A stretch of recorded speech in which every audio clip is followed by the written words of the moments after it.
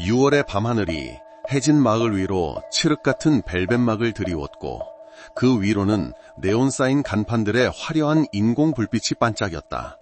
이곳은 평범한 시골 마을이 아니었다.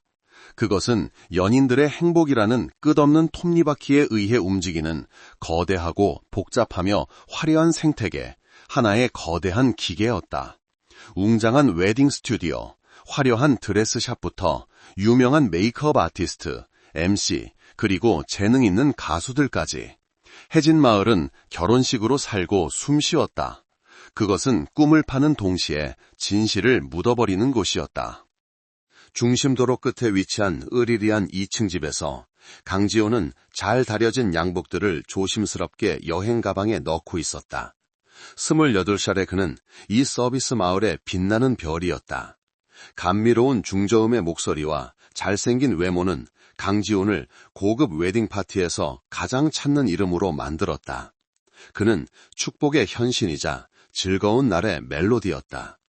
나 겨우 3일 가는 건데 왜 그렇게 멍하니 있어? 지훈이 미소를 지으며 돌아서서 아내를 껴안았다. 서은아는 문에 조용히 기댄 채 그를 바라보고 있었다. 26살의 은하는 그녀의 이름처럼 차분하고 부드러운 아름다움을 지니고 있었다. 크고 깊은 그녀의 눈에는 형언할 수 없는 무언가가 담겨 있었다. 그녀는 전통 홀레복을 만드는 자수장인이었는데 이는 남편의 활기찬 세계와는 정반대로 인내와 세심함이 요구되는 직업이었다. 그녀는 그의 품에 살며시 기대 익숙한 향수 냄새를 맡았다. 요즘 우리 집이 너무 춥게 느껴져서 그래. 오빠는 계속 나가기만 하고. 그녀의 목소리는 속삭임처럼 작았다. 내가 나가는 것도 다 이 집을 위해서잖아. 지훈이 아내의 이마에 가볍게 입을 맞췄다. 이번 출장비가 꽤 잡잘해. 돌아오면 자기가 좋아하던 금실 세트 사줄게. 그의 다정한 말도 두 사람의 미소 뒤에 숨겨진 미세한 어색함을 완전히 지우지는 못하는 듯했다. 그들 사이에 보이지 않는 정적이 스며들어 있었다. 이름 붙일 수는 없지만 분위기를 숨막히게 만들기에 충분한 무언가였다. 바로 그때 익숙한 오토바이 소리가 대문 앞에서 멈추었고 뒤이어 침묵을 깨는 큰 목소리가 들려왔다. 어이, 가수 양반, 아직 안 갔어?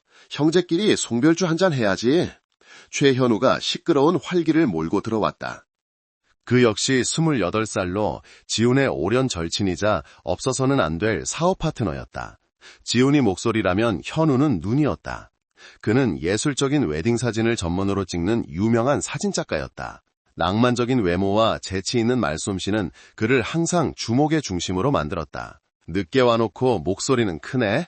지훈이 웃으며 친구의 어깨를 가볍게 쳤다. 나 준비 다 됐어. 현우의 시선이 재빨리 은하를 스쳐 지나갔고 입가의 미소는 더욱 넓어졌다. 형수님 안녕하세요. 남편 없어서 또 외로우시겠네요. 걱정 마세요. 제가 있잖아요. 지훈이 형은 안심하고 노래 불러서 돈 벌어와요. 집에서 제가 형수님 잘 돌봐드릴 테니 뭐 필요한 거 있으면 저한테 전화 한 통만 하세요. 바로 달려올게요. 은하는 살짝 고개를 끄덕였을 뿐 그녀의 미소에는 어색함이 묻어났다. 아, 맞다. 현우가 문득 생각난 듯 말을 이었다. 제가 형수님 드리려고 새로 산 단소 어디 뒀죠? 내일 저녁에 와서 단소 부는 법 계속 가르쳐 드릴게요. 능숙해지도록 연습해야죠. 나중에 남편 돌아오면 깜짝 놀라게 한 곡 불어주세요. 형수님께 단소 부는 법을 가르친다는 말은 최현우의 입에서 친구들 사이의 순수한 약속처럼 자연스럽고 즐겁게 흘러나왔다. 지훈도 그 말을 듣고 그저 허허 웃으며 현우의 어깨를 두드렸다. 그래, 다 너한테 맡긴다. 내 아내 잘 가르쳐서 전문가로 만들어줘. 택시가 이미 대문 밖에서 기다리고 있었다.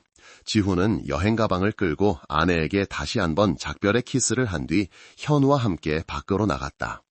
은하는 현관 계단에 서서 멀어져가는 택시의 뒷모습을 바라보았다. 후미등이 희미한 붉은 점으로 변했다가 해진 마을의 화려한 밤속으로 사라질 때까지 그녀는 그것이 남편을 보는 마지막 순간이 될 것이며 내일 밤의 단소 수업이 그녀의 짧은 생의 마지막 연주곡이 될 것이라는 사실을 알지 못했다. 이틀이 비정상적인 고요함 속에서 흘러갔다. 해진 마을은 여전히 웨딩카 행렬과 시끄러운 음악 소리로 소란스러웠지만 지훈과 은하의 집은 절대적인 침묵에 잠겨 있었다. 셋째 날 아침, 하얀색 스쿠터 한 대가 대문 앞에 멈췄다. 32살의 강미래가 차에서 내렸다. 그녀는 지훈의 친누나이자 매니저였고 마을에서 가장 큰 스튜디오 중 하나를 소유한 유명한 웨딩 메이크업 아티스트였다. 개성 있는 단발머리와 날카로운 눈빛의 미래는 권위 있고 결단력 있는 분위기를 풍겼다. 그녀는 은하가 VIP 고객을 위해 완성하기로 약속한 한복 한 벌이 급하게 필요했다. 원래 어제 은하가 가져다 주기로 했지만 그녀는 오지 않았고 전화도 받지 않았다. 미래는 초인종을 연달아 눌렀지만 돌아오는 것은 소름 끼치는 정적뿐이었다. 그녀는 재수 씨의 이름을 불러보았지만 그녀의 목소리는 허공에 울리다 사라졌다. 모호한 불안감이 미래의 마음을 사로잡기 시작했다. 그녀는 살짝 닫혀있던 철문을 밀고 안으로 들어갔다. 집의 정문은 잠겨있지 않았다. 불길한 예감이 들자 강인한 여성의 심장이 마구 뛰기 시작했다. 그녀는 문을 밀고 안으로 들어갔다. 집안은 모든 것이 정돈되어 있었지만 사람의 그림자는 보이지 않았다. 오랫동안 아무도 살지 않은 것처럼 공기는 차갑고 정체되어 있었다. 재수씨, 어딨어요? 미래가 소리쳤고 그녀의 목소리에는 이미 걱정이 묻어났다. 그녀는 1층을 한 바퀴 돌며 거실부터 주방까지 살폈지만 아무도 없었다. 그녀는 나무 계단을 올라갔다. 발걸음마다 내려앉은 침묵 속에서 소름 끼치는 삐걱거리는 소리가 났다. 남동생 부부의 침실은 텅 비어 있었고 이불은 여전히 깔끔하게 개켜져 있었다. 복도 끝에 남은 방은 하나, 은하의 작업실이었다. 나무 문이 살짝 열려 있었다. 미래는 깊은 숨을 들이쉬고 손가락 끝으로 문을 살짝 밀었다. 그리고 시간이 멈춘 듯했다. 그녀의 눈앞에는 고요하면서도 비극적인 광경이 펼쳐져 있었다. 은하는 떡갈나무 책상 바로 옆 바닥에 옆으로 누워 있었다. 머리는 팔에 기대고 있었고 긴 머리카락은 검은 시냇물처럼 흩어져 있었다. 그녀는 마치 깊고 평화로운 잠에 빠진 것처럼 보였다. 그녀 옆에는 갈색 윤이 나는 단소 하나가 뒹굴고 있었다. 근처에는 뚜껑이 열린 채 비어있는 유리 수면제병이 있었다. 컴퓨터 화면은 여전히 켜져 있었고 짧은 몇 줄의 글이 담긴 워드 파일이 보였다. 미래는 얼어붙었다. 온몸이 굳어버렸다. 그녀는 숨을 쉴 수 없었고 눈앞의 비극을 인식하는데 몇 초가 걸렸다. 안 돼, 은하야! 끔찍한 비명이 침묵의 교향곡을 찢고 집 전체에 울려 퍼져 밖으로 새어나가며 막이 오른 비극을 알렸다. 경찰차의 사이렌 소리가 해진 마을의 일상적인 화려함을 깨뜨리며 호기심 어린 시선과 수군거리는 말들을 몰고 왔다. 15분도 채 안 되어 14번지는 노란색 폴리스 라인으로 봉쇄되었다. 김진철 총경이 지휘 차량에서 내렸다. 50살의 그는 키가 크고 머리카락은 희끗희끗했으며 강인한 얼굴에는 수년간의 경험으로 깊어진 주름이 새겨져 있었다. 그의 눈은 호수처럼 깊고 고요했지만 상대방의 마음을 꿰뚫어 볼 수 있는 날카로움이 숨겨져 있었다. 그의 옆에는 젊고 신중하며 특히 기술과 디지털 증거에 민감한 수사관인 이민혁 경위가 있었다. 집안에서 미래는 소파에 넋을 잃고 앉아 있었고 한 여경이 그녀를 진정시키고 있었다. 그녀의 얼굴은 창백했고 눈은 멍했다. 저는 형사과장 김진철 총경입니다. 그가 그녀에게 간결하게 자신을 소개했다. 당신이 최초 발견자입니까?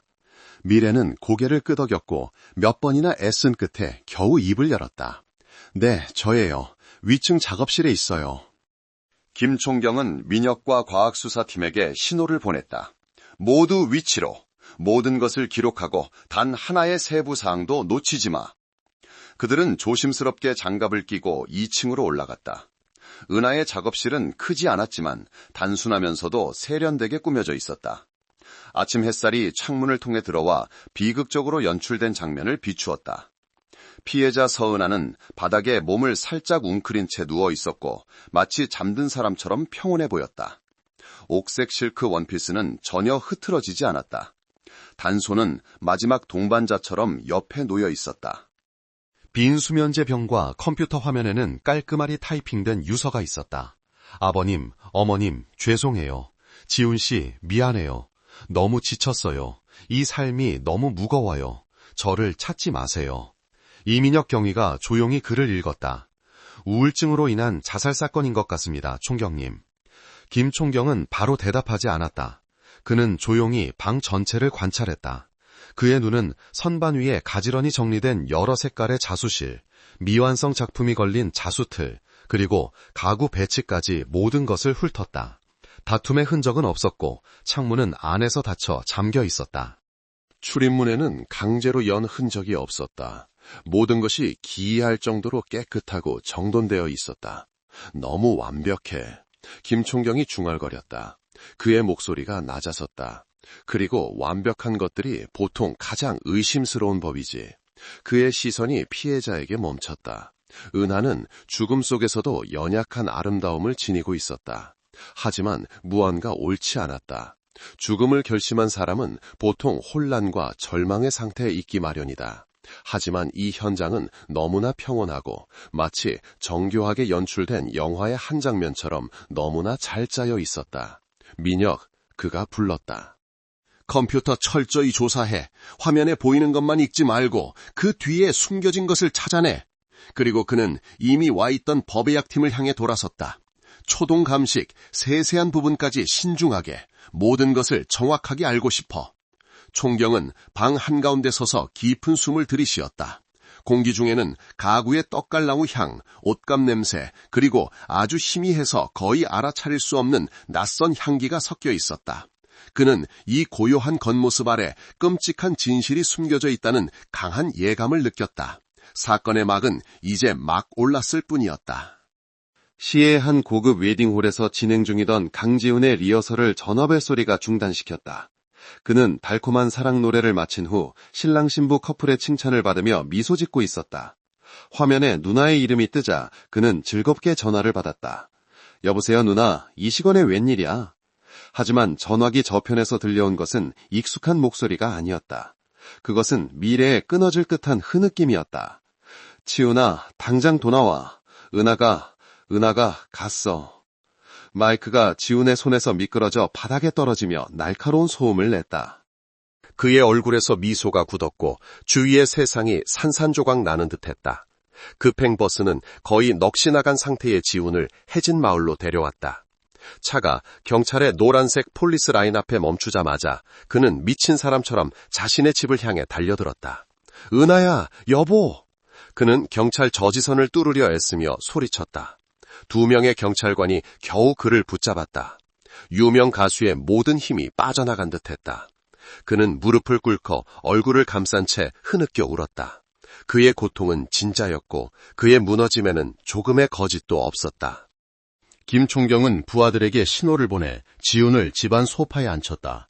그는 떨고 있었고 충혈된 눈은 허공을 멍하니 바라보고 있었다. 제 아내는 어디 있나요? 그가 더듬거리며 물었다.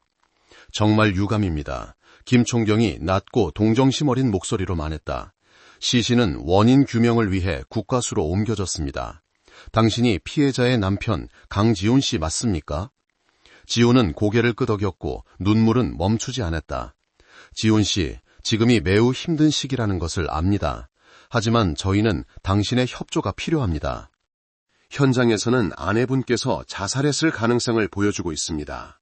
최근에 그녀가 우울증이나 어떤 스트레스 같은 비정상적인 모습을 보인 적이 있습니까? 자살이라는 2 단어를 듣자 지훈은 갑자기 고개를 들었고 그의 눈은 격렬하게 번뜩였다. 아니요, 그럴 리가 없어요. 제 아내는 절대 자살할 사람이 아니에요. 그가 목이 쉰 목소리로 소리쳤다. 그녀는 단지 제가 계속 출장을 가서 슬퍼했을 뿐이에요. 하지만 그녀는 이 삶을 정말 사랑했어요. 계획도 얼마나 많았는데요. 제 아내는 우울증이 없었어요. 절대로요. 지훈의 확고한 주장은 김 총경의 주의를 끌었다. 확실합니까? 확실해요. 저희는 아무런 갈등도 없었어요. 제가 떠나기 전에 그녀는 저에게 빨리 돌아오라고 당부까지 했어요. 그런 사람이 어떻게 자살을 할 수 있겠어요? 지훈은 마치 그렇게 하면 잔혹한 현실을 떨쳐낼 수 있다는 듯이 고개를 세차게 저었다. 그럼 당신 외에 그녀와 가장 가까운 사람은 누구였습니까? 당신이 없을 때 집에 자주 드나들던 사람은요? 김총경이 화제를 돌렸다. 지훈은 잠시 멈칫하며 산산조각난 기억 속을 더듬는 듯했다. 최현우, 제 가장 친한 친구예요. 그 친구가 바로 이 마을에 살아요. 아내가 외로울까봐 자주 놀러와 줬어요. 아내에게 단소 부는 법도 가르쳐주고 있었고요. 거기까지 말하자 지훈의 목이 메었다. 친한 친구와 현명한 아내의 모습이 다시 떠올랐지만 이제 그 모습은 더 이상 따뜻하지 않고 상복의 색으로 물들어 있었다. 그는 자신의 무심한 증언이 수사팀에게 첫 번째 이름, 그의 사랑하는 아내를 앗아간 비극적인 사건의 중요한 연결고리를 전혀 알지 못했다. 은하의 죽음 소식은 해진 마을 전체에 기름때처럼 번져나가 골목마다 찻집마다 뜨거운 화제가 되었다. 웨딩 서비스 마을의 화려한 외관도 작은 공동체 특유의 호기심과 소문을 막을 수는 없었다. 이민혁 경위가 이끄는 정보팀은 주변 이웃들로부터 진술을 듣기 시작했다. 처음에는 대부분의 사람들이 조심스러워하며 은하가 조용하고 내성적인 착한 여자였다는 일반적인 이야기만 했다. 가엾은 아이, 예쁘고 착해 보였는데 어리석었어. 한 잡화점 여주인이 한숨을 쉬었다. 남편 문제로 슬퍼했겠지. 지훈이는 잘생기고 유명해서 맨날 밖으로 도는데 밖에서 어떨지 누가 알겠어. 하지만 수사관들이 교묘하게 피해자 집에 자주 드나들던 사람들에 대해 묻자 한 이름이 여러 번 언급되었다. 최현우. 아, 그 사진 찍는 친구요. 그 친구는 이 집이랑 아주 친했죠. 맞은편에 사는 한 중년 남자가 말했다. 열흘에 한 번꼴로 지훈이 차가 없으면 현우 차가 대문에 세워져 있었어요. 그들은 절친이니까 드나드는 것도 당연하죠. 모든 진술은 평범해 보였다. 민혁이 동네의 모든 움직임을 창가에 앉아 관찰하는 습관이 있는 수다쟁이로 유명한 퇴직한 할머니 댁을 찾아가기 전까지는 질문을 받자 할머니는 매우 열성적으로 변했다. 그녀는 목소리를 낮추고 수사관을 가까이 끌어당기며 마치 엄청난 비밀을 폭로하려는 듯이 말했다. 내가 하는 말 잘 들어요. 내가 말했다고는 하지 말고. 그녀가 속삭였다. 그 최현우라는 친구, 겉은 멀쩡해 보여도 보통 내기가 아니야. 그 친구 은하네 집에 수시로 드나들었어. 특히 밤에. 지훈이가 멀리 노래하러 갈 때마다 어김없이 그날 밤에 나타났다고. 그 점은 많은 분들이 확인해 주셨습니다. 절친한 친구 사이라고들 하더군요. 수사관이 말했다. 무슨 놈의 절친? 할머니가 입을 삐죽거렸다. 친구가 뭔데 한밤중에 친구 집에 늦게까지 남아있어. 내가 다 지켜봤다고. 가장 이상한 건 그저께 밤이었어. 사람들이 그 애한테 무슨 일이 생겼다고 추측하는 바로 그 밤. 민혁은 즉시 집중했다. 그날 밤에 뭔가 이상한 점이 있었습니까? 그날 밤 9시 넘어서 현우가 오는 걸 봤어. 잠시 후에 몰래 들어보니 단소 소리가 들리더라. 근데 그 소리가 아주 조잡하고 음이탈이 심했어. 듣기 괴로울 정도로. 그러고 나서는 희미하게 말다툼 소리도 들렸어. 남자 목소리는 컸고 그 애 목소리는 작았는데 우는 것 같았어. 그들이 무엇 때문에 다퉜는지 정확히 들으셨습니까? 할머니는 고개를 저었다. 자세히는 못 들었어.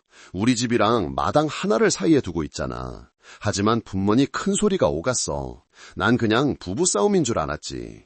그런데 오늘 아침에 소식 듣고는 심장이 철렁했어. 뭔가 석연치 않은 구석이 있는 거 아니겠어? 할머니의 증언은 안개 속에서 번쩍이는 불꽃과 같았다. 단소 소리, 말다툼, 그리고 사건 당일 밤 최현우의 존재. 이 세부 사안들은 고요하고 완벽했던 자살 현장과 완전히 모순되었다. 이민혁 경위는 즉시 신중하게 기록했다. 수다쟁이 할머니의 속삭임은 증거가 아닐지 몰라도 그것은 분명 중요한 단서이자 수사를 전혀 다른 방향으로 이끄는 갈림길이었다. 경찰서에 임시로 마련된 작업실에서 이민혁 경위는 전문 노트북 화면 앞에 몰두해 있었다. 그는 은하의 컴퓨터에서 모든 데이터를 복사하여 심층 분석을 진행하고 있었다. 유서는 여전히 그 자리에 단순하고 비통하게 남아 있었다. 김 총경이 따뜻한 차 한 잔을 들고 들어왔다. 새로운 발견 있나? 민혁이 관자놀이를 문지르며 난처한 표정을 지었다. 총경님, 모든 것이 평범해 보입니다. 웹 브라우징 기록에 의심스러운 점은 없고 자살 방법이나 수면제에 대한 검색 기록도 없습니다. 최근 소셜미디어 대화도 웨딩 한복을 주문한 고객과의 대화뿐입니다. 자살을 준비하는 사람이 인터넷 공간에 아무런 흔적도 남기지 않았다고? 믿기 힘든데? 김총경이 차를 한 모금 마시며 말했다. 저도 그 점이 이상합니다. 민혁이 고개를 끄덕였다. 하지만 아주 작지만 매우 비정상적인 세부사항 하나를 발견했습니다. 그는 노트북 화면을 상사 쪽으로 돌렸다. 이것이 유서입니다. 제가 속성을 확인해 보니 타임즈 뉴 로만 글꼴의 크기는 13으로 되어 있습니다. 이 컴퓨터 워드 프로그램의 기본 글꼴과 크기입니다. 그래서 그냥 열어서 쳤을 수도 있지. 김총경이 말했다. 문제는 다른 곳에 있습니다. 민혁이 화면의 다른 창을 가리켰다. 컴퓨터가 갑자기 꺼지기 전 마지막 작업 세션을 복구했습니다. 그리고 이것이 피해자가 바로 직전에 작업하던 워드 파일입니다. 고객을 위한 자수계약서 초안입니다. 화면에는 매우 전문적으로 작성된 문서가 있었다. 민혁이 그곳을 가리켰다. 이 계약서는 UTM 아보 글꼴에 크기 12로 작성되었고 양쪽 정렬이 되어 있습니다. 이것은 은하 씨가 모든 업무 문서에 항상 사용하던 글꼴입니다. 제가 수십 개의 다른 파일을 확인했는데 모두 동일한 형식입니다. 그녀가 매우 꼼꼼하고 일관된 문서 서식 습관을 가진 사람이라는 것을 보여줍니다. 김총경은 문제의 핵심을 파악하기 시작했다. 자네 말은 업무용으로 자신만의 문서 서식을 만들 정도로 꼼꼼한 사람이 인생에서 가장 중요한 문서인 유서를 아무렇게나 기본 글꼴로 썼을 리가 없다는 건가? 그건 매우 비논리적이지. 민혁이 말을 이었다. 그의 목소리는 더욱 확신에 차 있었다. 그리고 이게 핵심입니다. 과학수사팀이 현장 사진을 찍었을 때 화면의 마우스 커서는 유서의 끝에서 깜빡이고 있었습니다. 하지만 제가 복구한 마지막 작업 세션에서는 커서가 계약서의 5번째 줄 중간에 멈춰 있었습니다. 이것은 컴퓨터를 마지막으로 사용한 사람, 즉 유서를 타이핑한 사람이 은하 씨가 아니라는 것을 시사합니다. 범인은 은하 씨가 계약서 작업을 멈춘 후에 컴퓨터를 사용한 것입니다. 김총경이 찻잔을 테이블에 내려놓았다. 그의 얼굴에 드물고 차가운 미소가 스쳤다. 그는 이 현장이 너무 완벽하다고 느꼈었고 이제 첫 번째 균열이 나타났다. 작은 디지털 증거 하나, 엉뚱한 곳에 있던 마우스 커서 하나가 범인이 공들여 쌓아올린 거짓의 벽을 허무는 첫 번째 망치질이 되었다. 잘했네, 민혁. 그가 말했다. 계속 깊이 파고들어봐. 이제 법의학자들이 우리에게 어떤 균열을 보여줄지 한번 보자. 다음으로 도국립과학수사연구원. 공기는 소독약 냄새와 금속의 차가움으로 가득했다. 부검실의 새하얀 조명 아래 은하의 시신은 강철 퇴임을 위해 조용히 누워 있었다. 백발과 두꺼운 안경을 쓴 노련한 법의학자 박 박사는 외부 검사를 마치고 초기 검사 결과를 검토하고 있었다. 김총경과 이민혁 경위는 옆에서 끈기 있게 기다렸다. 그들은 진실이 종종 과학의 언어를 통해 죽은 자들에 의해 말해진다는 것을 알고 있었다. 외관상으로는 현장에서 본 바와 같이 폭력의 흔적이 전혀 없습니다. 박 박사가 차분하고 객관적인 목소리로 시작했다. 긁힌 상처나 손목, 발목에 저항한 흔적이 없습니다. 피해자의 손톱은 깨끗하고 다른 사람의 DNA도 없습니다. 매우 평온한 죽음처럼 보입니다. 그는 잠시 멈추고 다른 보고서 페이지로 넘겼다. 혈액과 위 내용물에서 독극물 검사를 실시했습니다. 일반적인 수면제의 주성분인 졸피뎀이 검출되었습니다. 현장의 약병에서도 이 물질의 잔류물이 발견되었고요. 그럼 수면제 때문이 맞는 건가요? 민혁이 물었다. 박 박사는 고개를 저으며 안경을 고쳤었다. 이것이 핵심입니다. 피해자 체내의 졸피뎀 농도는 0.5mg/L에 불과합니다. 이 양은 깊은 잠을 유도할 수는 있지만 건강한 성인을 사망에 이르게 하기에는 턱없이 부족합니다. 치사량에 도달하려면 농도가 최소 5배에서 10배는 더 높아야 합니다. 김총경과 민형 모두 침묵했다. 법의학자의 확언은 자살 가설에 강력한 일격을 가했다. 그렇다면 실제 사인은 무엇입니까, 박사님? 김총경이 굳은 목소리로 물었다. 박 박사는 숨을 한 번 들이쉬고 혈중가스 분석 결과 그래프를 가리켰다. 피해자는 급성 뇌산소 부족으로 사망했습니다. 간단히 말해 질식사했습니다. 질식사요? 하지만 목을 조르거나 기도를 막은 흔적은 없었는데요. 민혁이 의아해했다. 정확합니다. 이것은 일반적인 질식사가 아닙니다. 박 박사가 말했다. 그의 목소리가 심각해졌다. 눈 결막과 일부 얇은 피부 부위에서 점상 출혈을 발견했습니다. 이것은 질식사의 전형적인 징후입니다. 흉곽과 골격 구조를 정밀 검사한 결과 가슴과 상복부 부위에 강하고 지속적인 압박이 있었음을 확인했습니다. 이 압력으로 인해 피해자는 숨을 쉴 수 없게 되어 사망에 이른 것입니다. 그는 잠시 멈추고 두 경찰관을 똑바로 쳐다봤다. 범인은 손으로 목을 조르거나 입을 막지 않았습니다. 그는 베개와 같이 면적이 넓고 부드러운 물체를 사용하고 자신의 온 체중을 실어 피해자의 가슴 부위를 압박했습니다. 이것은 거의 명확한 흔적을 남기지 않기 때문에 매우 교묘한 살인 방법입니다. 만약 대충 검시했다면 놓쳤을 겁니다. 범인은 피해자에게 약한 수면제를 먹여 저항 능력을 잃게 한 뒤에 범행을 저지른 것입니다. 수면제 자살은 기계적 질식에 의한 살인을 은폐하기 위한 연극에 불과합니다. 법의학자의 결론은 완벽한 위장 현장을 완전히 무너뜨리는 마지막 망치질과 같았다. 은하는 스스로 죽음을 택한 것이 아니었다. 그녀는 잔인하고 계획적으로 살해당했다. 이제 수사는 공식적으로 훨씬 더 어둡고 복잡한 새로운 국면으로 접어들었다. 한 가지 세부 사항이 더 있습니다. 김총경과 민혁이 충격적인 정보를 소화하는 동안 박 박사가 말을 이었다. 아주 작지만 매우 값진 단서입니다. 그는 한 기술자에게 확대된 이미지를 큰 화면에 비추도록 신호했다. 그것은 은하의 목 바로 아래 흉골 부위 피부를 근접 촬영한 사진이었다. 육안으로는 이 부위의 피부는 완전히 정상적으로 보였다.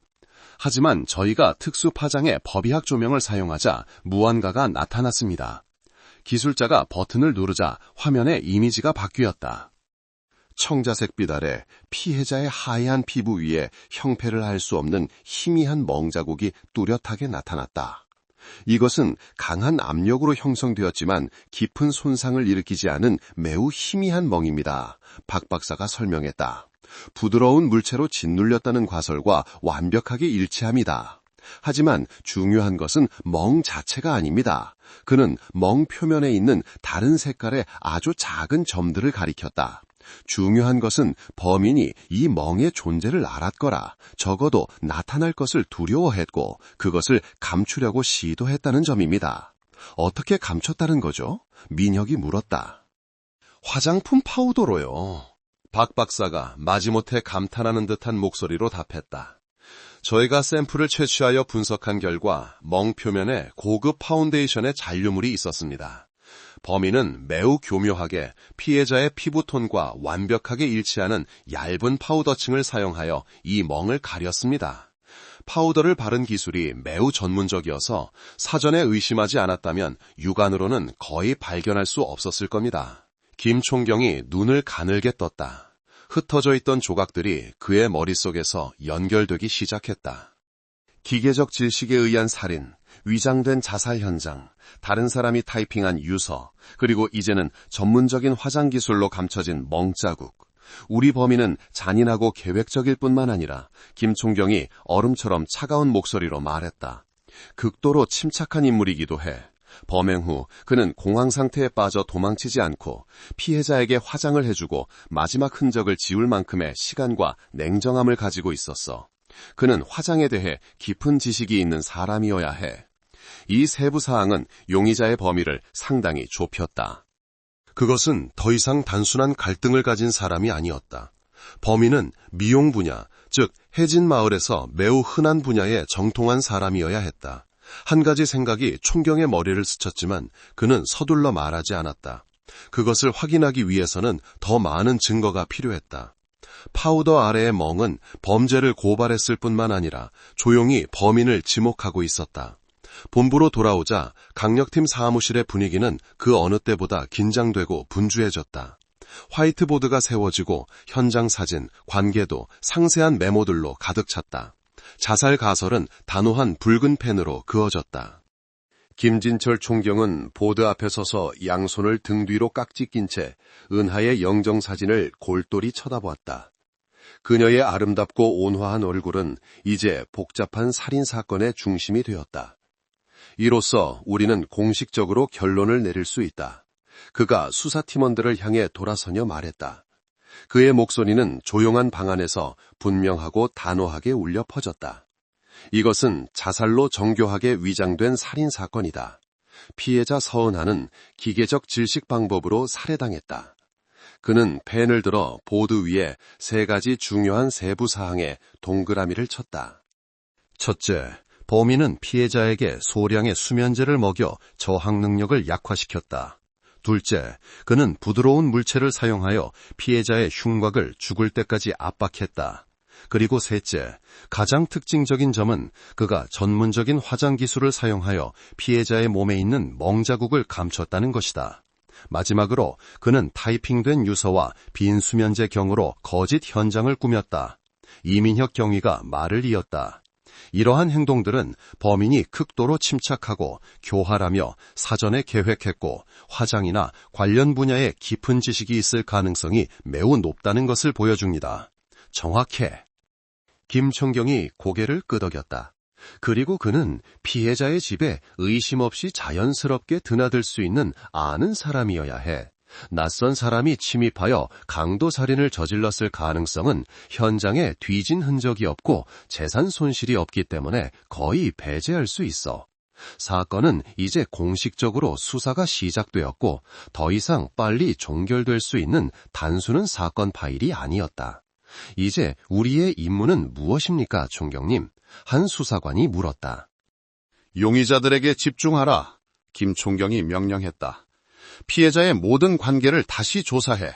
초기 진술은 겉핥기에 불과해. 우리는 더 깊이 파고들어 그들이 숨기려는 갈등과 비밀을 찾아내야 한다.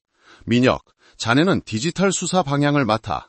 피해자와 관련자들의 전자기기를 계속해서 심층 분석하고 비정상적인 거래, 삭제된 메시지, 동기를 밝힐 수 있는 모든 것을 찾아내. 그는 회의실을 한 바퀴 둘러보며 부하들의 긴장된 얼굴 하나하나를 쳐다봤다. 범인은 자신이 완벽한 범죄를 저질렀다고 생각하겠지. 우리의 임무는 그에게 완벽한 범죄란 없다는 것을 증명하는 것이다. 수사팀은 그날 밤 긴급 회의를 소집했다.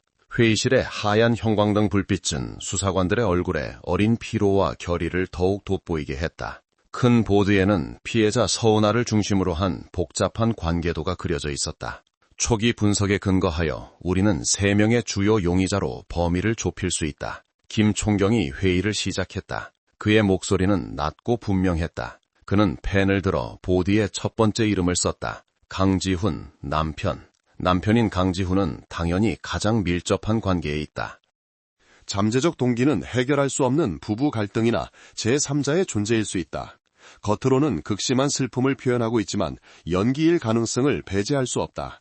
하지만 그는 현장에서 수백 킬로미터 떨어진 SC에서 공연 중이었다는 꽤 확실한 알리바이를 가지고 있다. 우리는 그의 일정을 단 1초도 놓치지 않고 세밀하게 재확인해야 한다.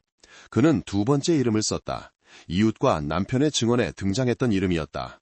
최현우, 절친. 이 대상은 의심스러운 점이 많다. 그는 피해자의 남편이 없을 때마다 집에 자주 드나들었다. 사건 당일 밤 단소 소리와 말다툼 소리를 들었다는 증인이 있다. 그는 마을에 살고 있어 범행을 저지를 시간과 공간적 조건이 충분하다. 동기는 짝사랑, 질투 또는 예상치 못한 갈등일 수 있다. 최현우는 우리가 가장 먼저 집중적으로 신문해야 할 대상이다. 마지막으로 김총경은 잠시 멈춘 후 3번째 이름을 썼다. 화장품 파우더의 단서가 그에게 암시했던 이름이었다. 강미래, 신우이. 이 이름의 등장은 몇몇 젊은 수사관들을 놀라게 했다. 왜 강미래 씨입니까, 총경님? 민혁이 물었다. 그녀는 신고자이고 겉으로는 남동생과 재수 씨를 매우 걱정하는 것처럼 보입니다. 겉모습에 속지 마라. 김총경이 대답했다. 그의 눈빛이 날카로워졌다. 첫째, 강미래는 최고의 메이크업 아티스트다. 전문 파운데이션으로 멍자국을 감춘 세부 사항은 그녀의 기술과 완벽하게 일치한다. 둘째, 그녀는 현장에 가장 먼저 도착한 사람이다. 그것이 우연의 일치일까, 아니면 자신의 작품을 확인하러 돌아온 행동일까? 셋째, 동기에 관해서는 신우이와 재수씨 사이의 실제 관계를 아직 모른다. 우리가 아직 발견하지 못한 숨겨진 갈등이 있을 수 있다. 그녀가 남동생의 경력을 최우선으로 생각하는 매니저라는 것을 잊지 마라. 그 경력을 방해하는 것은 무엇이든 제거 대상이 될 수 있다. 세 개의 이름, 피해자와 가장 가까웠던 세 개의 관계가 이제 의심의 그물 안에 놓였다. 각자 의심스러운 점과 알리바이가 될 수 있는 요소들을 가지고 있었다. 낯선 사람의 침입 가설은 현장에 어지러운 흔적이 없으므로 완전히 배제되었다. 김총경이 결론을 내렸다. 범인은 분명히 이 세 사람 중 하나이거나 혹은 그들 중 2명의 공모일 수 있다. 우리의 수사는 세 방향으로 동시에 진행될 것이다. 1팀, 강지훈의 알리바이 재확인. 2팀, 최현우 소환 및 직접 신문. 3팀, 강미래에 대한 심층 비밀 수사, 특히 그녀의 일정과 관계를 중심으로. 행동 개시. 그는 모든을 둘러보았다. 포위망은 설정되었다. 이제 그것을 조일 시간이다. 최현우에게 집중된 수사는 신속하고 전면적으로 전개되었다. 수사관들은 이 재능 있는 사진작가의 완벽한 초상화를 그리기 시작했다. 그리고 깊이 파고들수록 그의 낭만적이고 화려한 외면 뒤에 숨겨진 복잡한 어두운 면들을 발견했다. 최현우는 강지훈처럼 해진 웨딩 서비스 마을의 전형적인 산물이었다. 그는 진정한 재능을 가지고 있었다. 그의 사진에는 감성과 예술성이 넘치는 독특한 혼이 담겨 있어 그는 빠르게 명성을 쌓을 수 있었다. 그의 스튜디오는 좋은 위치에 있었고 항상 고객들로 붐볐다. 하지만 최현우의 사생활은 전혀 다른 이야기였다. 그는 바람둥이로 유명했고 사진 모델들, 심지어 고객들과도 짧은 관계를 많이 가졌다. 그가 이를 이용해 순진한 여성들에게 접근한다는 소문도 많았다. 몇몇 관계는 시끄럽게 끝났지만 그의 말재주와 사회적 관계 덕분에 그는 항상 원만하게 해결했다. 수사관들이 그의 재정 상황을 조사하면서 더 중요한 사실을 발견했다. 성공적인 외모 뒤에 최현우는 결코 작지 않은 빚더미에 빠져 있었다. 그는 친구들의 꼬임에 넘어가 가상화폐에 큰 돈을 투자했다가 큰 손실을 보았다. 채권자들이 압박을 시석했다. 그의 스튜디오는 손님이 많았지만 그 거대한 손실을 메우기에는 역부족이었다.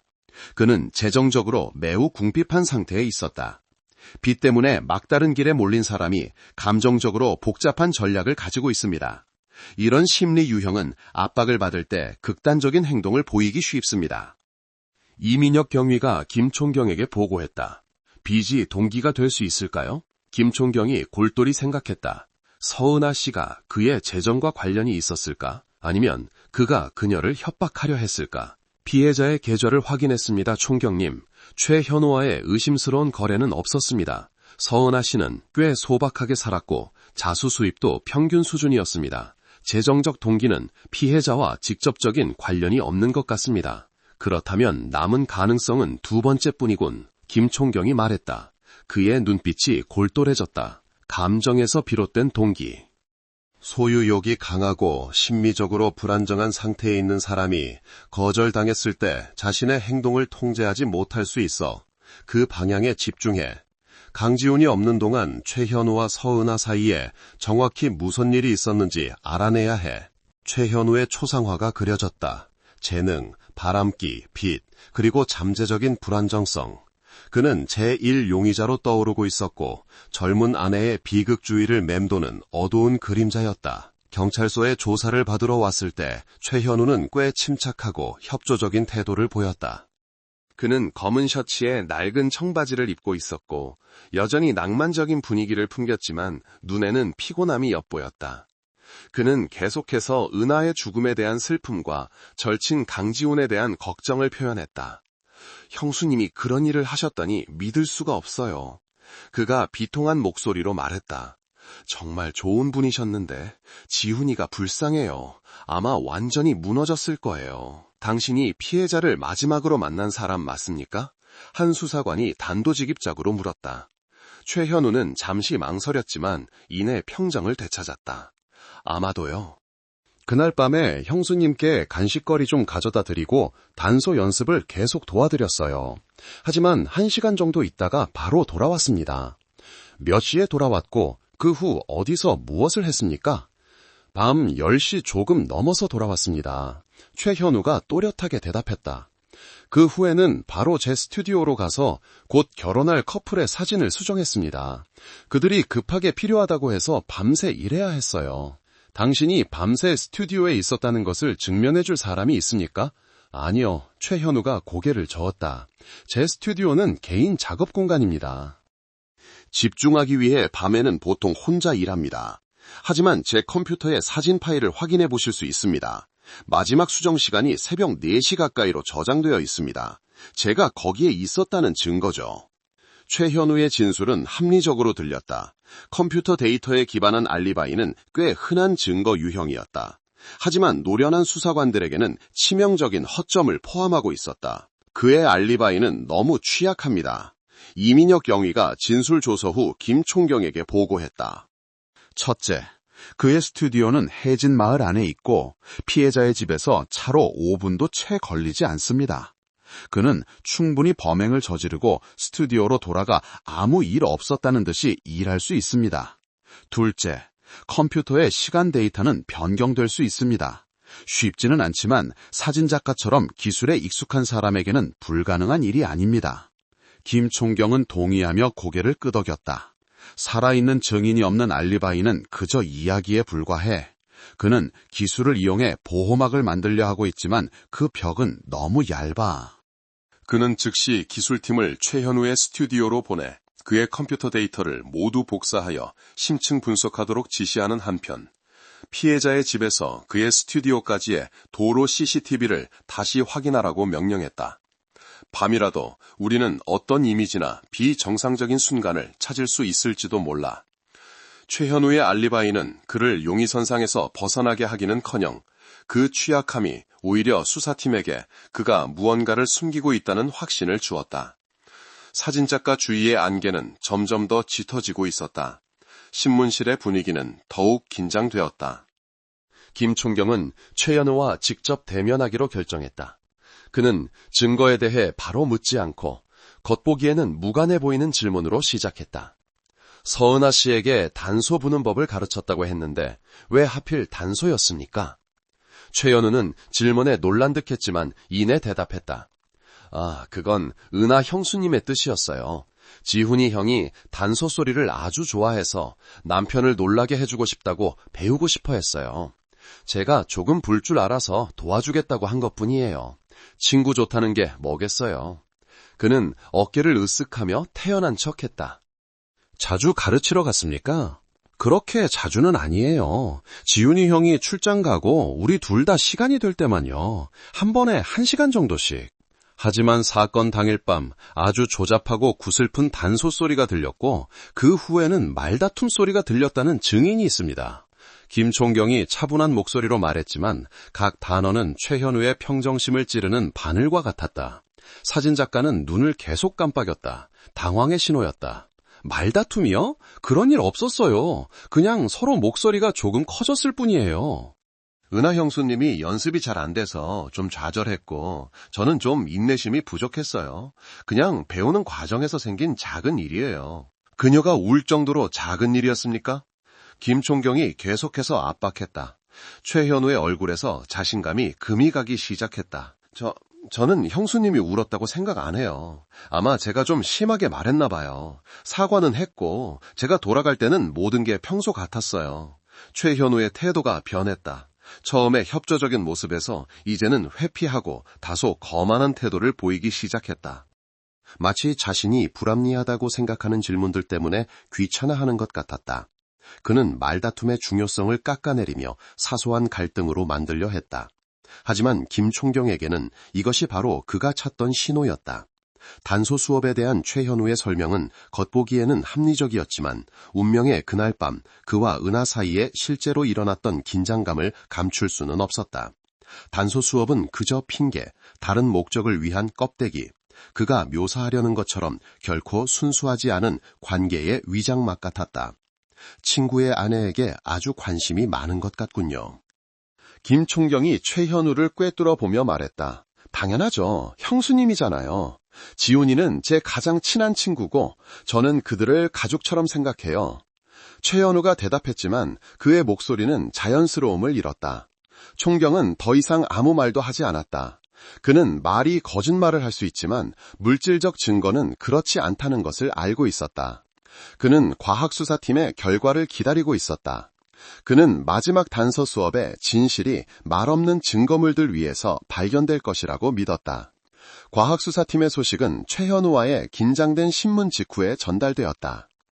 그들은 현장의 지문 처리를 완료했다. 수집된 대부분의 지문은 피해자 서은아와 그녀의 남편 강지훈의 것이었는데 이는 지극히 정상적인 일이었다.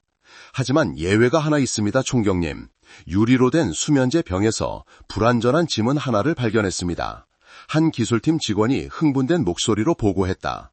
이 지문은 피해자의 것도 아니고 강지훈 씨의 것과도 일치하지 않습니다. 신원은 확인됐나? 김 총경이 즉시 물었다. 네, 기록보관소 데이터와 방금 용의자로부터 수집한 지문 샘플을 대조한 결과가 나왔습니다. 이 지문은 최현우의 오른쪽 검지 지문과 100% 일치합니다. 이 정보는 수사팀 회의실 한가운데 떨어진 폭탄과 같았다. 이것은 현재까지 용의자를 현장의 중요한 증거물과 직접적으로 연결하는 최초이자 유일한 물질적 증거였다. 수면제병은 범인이 꾸민 자살극에서 빼놓을 수 없는 부분이었다. 그 위에 최현우의 지문이 나타났다는 것은 그에게 극도로 불리한 증거였다. 그가 그냥 우연히 만졌다고 변명할 수도 있습니다. 이민혁 경위가 가능성을 제기했다. 서은아 씨가 약병을 들고 있는 것을 보고 말리려고 빼앗았다고 말할 수도 있겠죠. 그는 무슨 말이든 할 수 있겠지. 김 총경이 굳은 얼굴로 대답했다. 하지만 이 지문의 존재는 그의 진술을 깨뜨렸어. 그는 단지 단소를 가르치러 들렀다가 돌아갔다고 했고 피해자의 약이나 건강에 대해서는 전혀 언급하지 않았지. 이제 그는 이 지문을 설명하기 위해 다른 이야기를 지어내야 할 거야. 그리고 거짓말쟁이가 자신의 이야기를 바꾸기 시작하면 그는 더 많은 허점을 드러내게 될 거야. 총경은 지금이 압박을 가할 때라는 것을 알았다.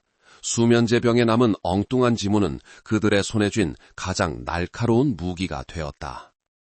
그것이 최현우를 유죄로 만들기에 충분하지는 않을지 몰라도 그가 애써 입고 있는 평온한 가면을 부수기에는 충분했다. 다시 한번 대질신문을 준비해. 김 총경이 명령했다. 이번에는 우리가 묻지 않고 증거가 스스로 말하게 할 것이다. 최현우는 다시 경찰서로 소환되었다. 이번에는 신문실의 공기가 훨씬 더 무거웠다. 사진작가도 그 변화를 감지한 듯했다. 그의 태연함은 사라지고 대신 경계심과 눈빛에 숨길 수 없는 약간의 불안감이 자리 잡았다. 김 총경은 말을 많이 하지 않았다. 그는 확대된 사진 한 장을 최현우 바로 앞 테이블 위에 놓았다. 그것은 그의 지문이 붉은 원으로 표시된 수면제 병 사진이었다. 이것에 대해 어떻게 설명하겠습니까? 김 총경의 목소리는 차가웠다. 최현우는 사진을 뚫어지게 쳐다봤고 그의 동공이 수축했다. 그는 한참 동안 침묵했다. 머릿속에서 합리적인 설명을 구성하려는 듯했다. 침묵이 길어지자 공기는 더욱 숨막혔다. 기억났어요. 마침내 그가 입을 열었다. 목소리가 약간 더듬거렸다. 그날 밤 제가 단소를 가르치고 있을 때 은하 형수님이 좀 머리가 아프고 피곤하다고 했어요. 그러면서 이 약병을 꺼내 몇 알 먹으려고 하더라고요. 제가 그걸 보고 한번 보려고 집어들었고 수면제 남용하지 말라고 조언했어요. 그러고 나서 다시 테이블 위에 놨어요. 아마 그때 제 지문이 남았을 거예요. 최현우가 지어낸 이야기는 그가 신우이의 건강을 걱정했다는 점에서 그럴듯하게 들렸지만 그의 첫 번째 진술건은 완전히 모순되었다. 왜 이전 조사에서는 이 중요한 세부 사항을 전혀 언급하지 않았습니까? 조사를 작성하던 이민혁 경위가 즉시 물었다. 당신은 돌아갈 때 모든 것이 완전히 정상이었고 특이사항이 없었다고 단언했습니다. 그때는 너무 충격받고 혼란스러워서 모든 세부 사항을 다 기억할 수 없었어요. 최현우가 서둘러 변명했다. 이제 이 사진을 보니 갑자기 기억이 났어요. 저는 단지 형수님을 말리려고 약병을 잡았을 뿐이에요. 그녀가 그것으로 자살할 줄은 전혀 몰랐어요. 그는 정말로 불안하기 시작했고 이마에는 땀이 송글송글 맺혔다. 자신이 궁지에 몰리고 있다는 것을 깨달았다. 김총경은 그저 조용히 관찰했다. 그는 용의자의 거짓말을 서둘러 폭로하지 않았다. 그는 최현우 같은 자들의 심리를 알고 있었다. 궁지에 몰리면 그들은 거짓말에 더욱 매달리려 하고 거짓말을 할수록 실수를 저지르기 쉽다. 알겠습니다. 김총경이 일어섰다. 이 진술을 기록하겠습니다. 돌아가도 좋지만 이 기간 동안 관할 지역을 벗어나지 마십시오. 최현우는 안도의 한숨을 내쉬며 서둘러 신문실을 나갔다. 그는 잠시 위기를 모면했다고 생각했지만 이 대질신문이 단지 탐색전에 불과했다는 것을 알지 못했다. 김총경은 자신의 목적을 달성했다. 최현우가 거짓말을 하고 있다는 것을 확인하고 그를 불안 상태에 빠뜨린 것이다. 최현우가 은폐를 시도하는 동안 다른 수사팀에서는 이민혁 경위와 기술팀이 더 엄청난 비밀을 밝혀낼 준비를 하고 있었다. 사진작가의 디지털 세계에 깊숙이 숨겨진 비밀이었다. 최현우가 신문실에서 심리적 압박을 받는 동안 이민혁 경위의 지휘 아래 과학수사팀은 그의 스튜디오에서 압수한 전자기기의 데이터 복사 및 분석을 완료했다. 원본 사진, 진행 중인 프로젝트, 개인 파일을 포함한 수 테라바이트의 데이터가 꼼꼼하게 검토되었다. 겉보기에는 모든 것이 깨끗해 보였다. 그의 작업은 매우 전문적이었고 이상한 점은 없었다. 아무것도 못 찾을 것 같아요. 한 젊은 기술 요원이 몇 시간의 힘든 작업 끝에 약간 실망한 듯 말했다. 인내심을 가져 민혁이 화면에서 눈을 떼지 않고 대답했다. 신중한 사람은 자신의 비밀을 찾기 쉬운 곳에 두지 않아 가장 찾기 힘든 곳을 찾아봐. 그는 팀에게 삭제된 파일이나 숨겨진 파티션을 스캔하는 전문 소프트웨어를 실행하도록 지시했다. 이 과정은 꽤 많은 시간이 걸렸다. 팀 전체가 끈기 있게 기다렸고 테이블 위의 커피는 식어버렸다. 그리고 마침내 소프트웨어가 최현우가 개인 사진을 저장하는데 자주 사용하던 외장 하드 드라이브에서 간단한 보호 계층으로 숨겨지고 암호화된 폴더를 찾았다고 보고했다. 뭔가 찾았어, 민혁이 말했다. 그의 심장이 더 빨리 뛰었다. 보호 계층을 해제하는 것은 전문가들에게 그리 어려운 일이 아니었다.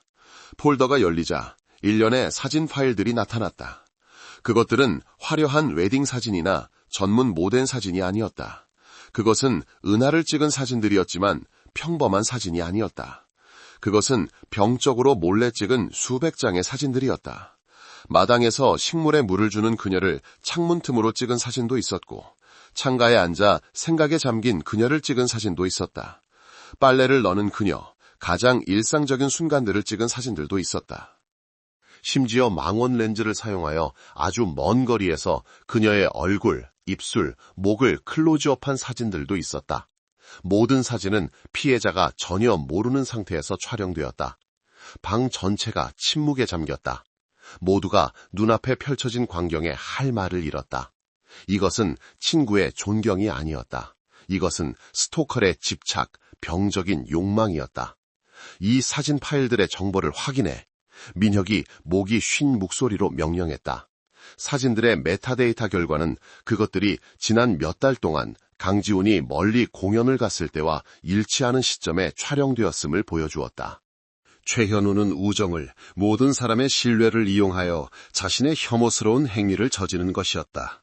외장 하드 속의 비밀은 최현우의 진짜 얼굴을 벗겨냈다. 그는 좋은 친구도 친한 형제도 아니었다. 그는 양의 탈을 쓴 늑대, 자신의 가장 친한 친구의 아내에게 어둡고 병적인 욕망을 품은 자였다. 몰래 찍은 은하의 사진들이 인화되어 김총경의 책상 위에 가지런히 놓였다. 그것들은 침묵의 증거처럼 적나라하고 혐오스러운 진실을 고발하고 있었다. 이제 동기가 나왔군요. 이민혁 경위가 말했다. 그의 목소리에는 여전히 혐오감이 묻어 있었다. 빛보다 훨씬 더 명확하고 강력한 동기입니다. 김총경이 고개를 끄덕였고 그의 눈빛이 굳어졌다. 범죄에 대한 완벽한 가설이 그의 머릿속에서 논리적이고 빈틈없이 형성되기 시작했다. 최현우는 서은아에게 병적이고 집착적인 욕망을 가지고 있었다. 그는 고백할 용기가 없었거나 거절당했을 것이고 그래서 스토킹과 몰래 촬영으로 만족하는 방법을 택했다. 단소 수업이라는 핑계는 그가 합법적이고 더 자주 먹잇감에 접근할 수 있는 완벽한 구실이었다. 그는 미소 짓는 은하의 사신 흔장을 집어들었다. 자신이 감시당하고 있다는 사실을 전혀 모르는 순수한 미소였다. 사건 당일 밤 그는 다시 단소 수업을 핑계로 집에 찾아왔다. 아마도 그 수업 중에 그는 더 이상 자신을 억제하지 못했을 것이다. 그는 선을 넘는 행동, 아마도 고백이나 성추행을 했을 것이다. 이것이 증인이 들었던 말다툼과 울음소리를 설명해준다. 온화하지만 자존심이 강한 여성인 서은하는 분명히 격렬하게 저항했을 것이다.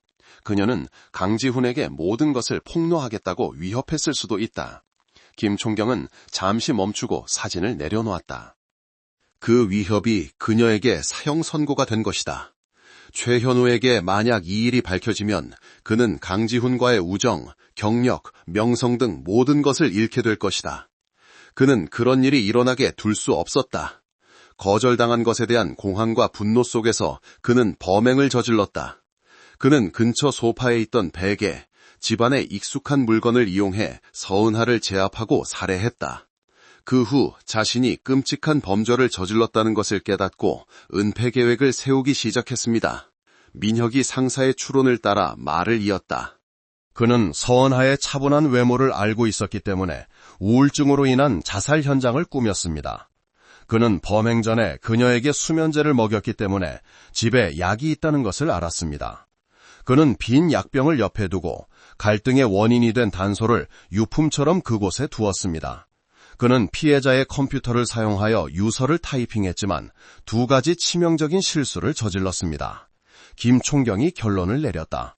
첫째, 남성이자 사진작가인 그는 화장에 대한 지식과 기술이 없었다. 그는 피해자의 가슴에 있는 희미한 멍자국을 알아채지 못했거나 완벽하게 감추는 방법을 몰랐다. 그는 그것을 그냥 지나쳤을 가능성이 있다.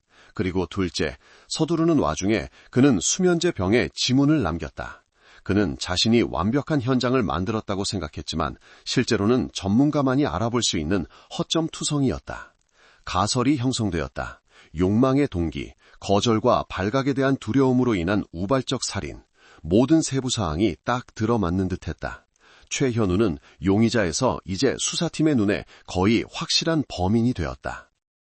다음 단계는 그가 고개를 숙이고 죄를 인정하게 만드는 것이었다. 강지호는 다시 경찰서로 소환되었다. 지난 며칠간 그는 그림자처럼 살았고 슬픔과 혼란에 잠겨 있었다.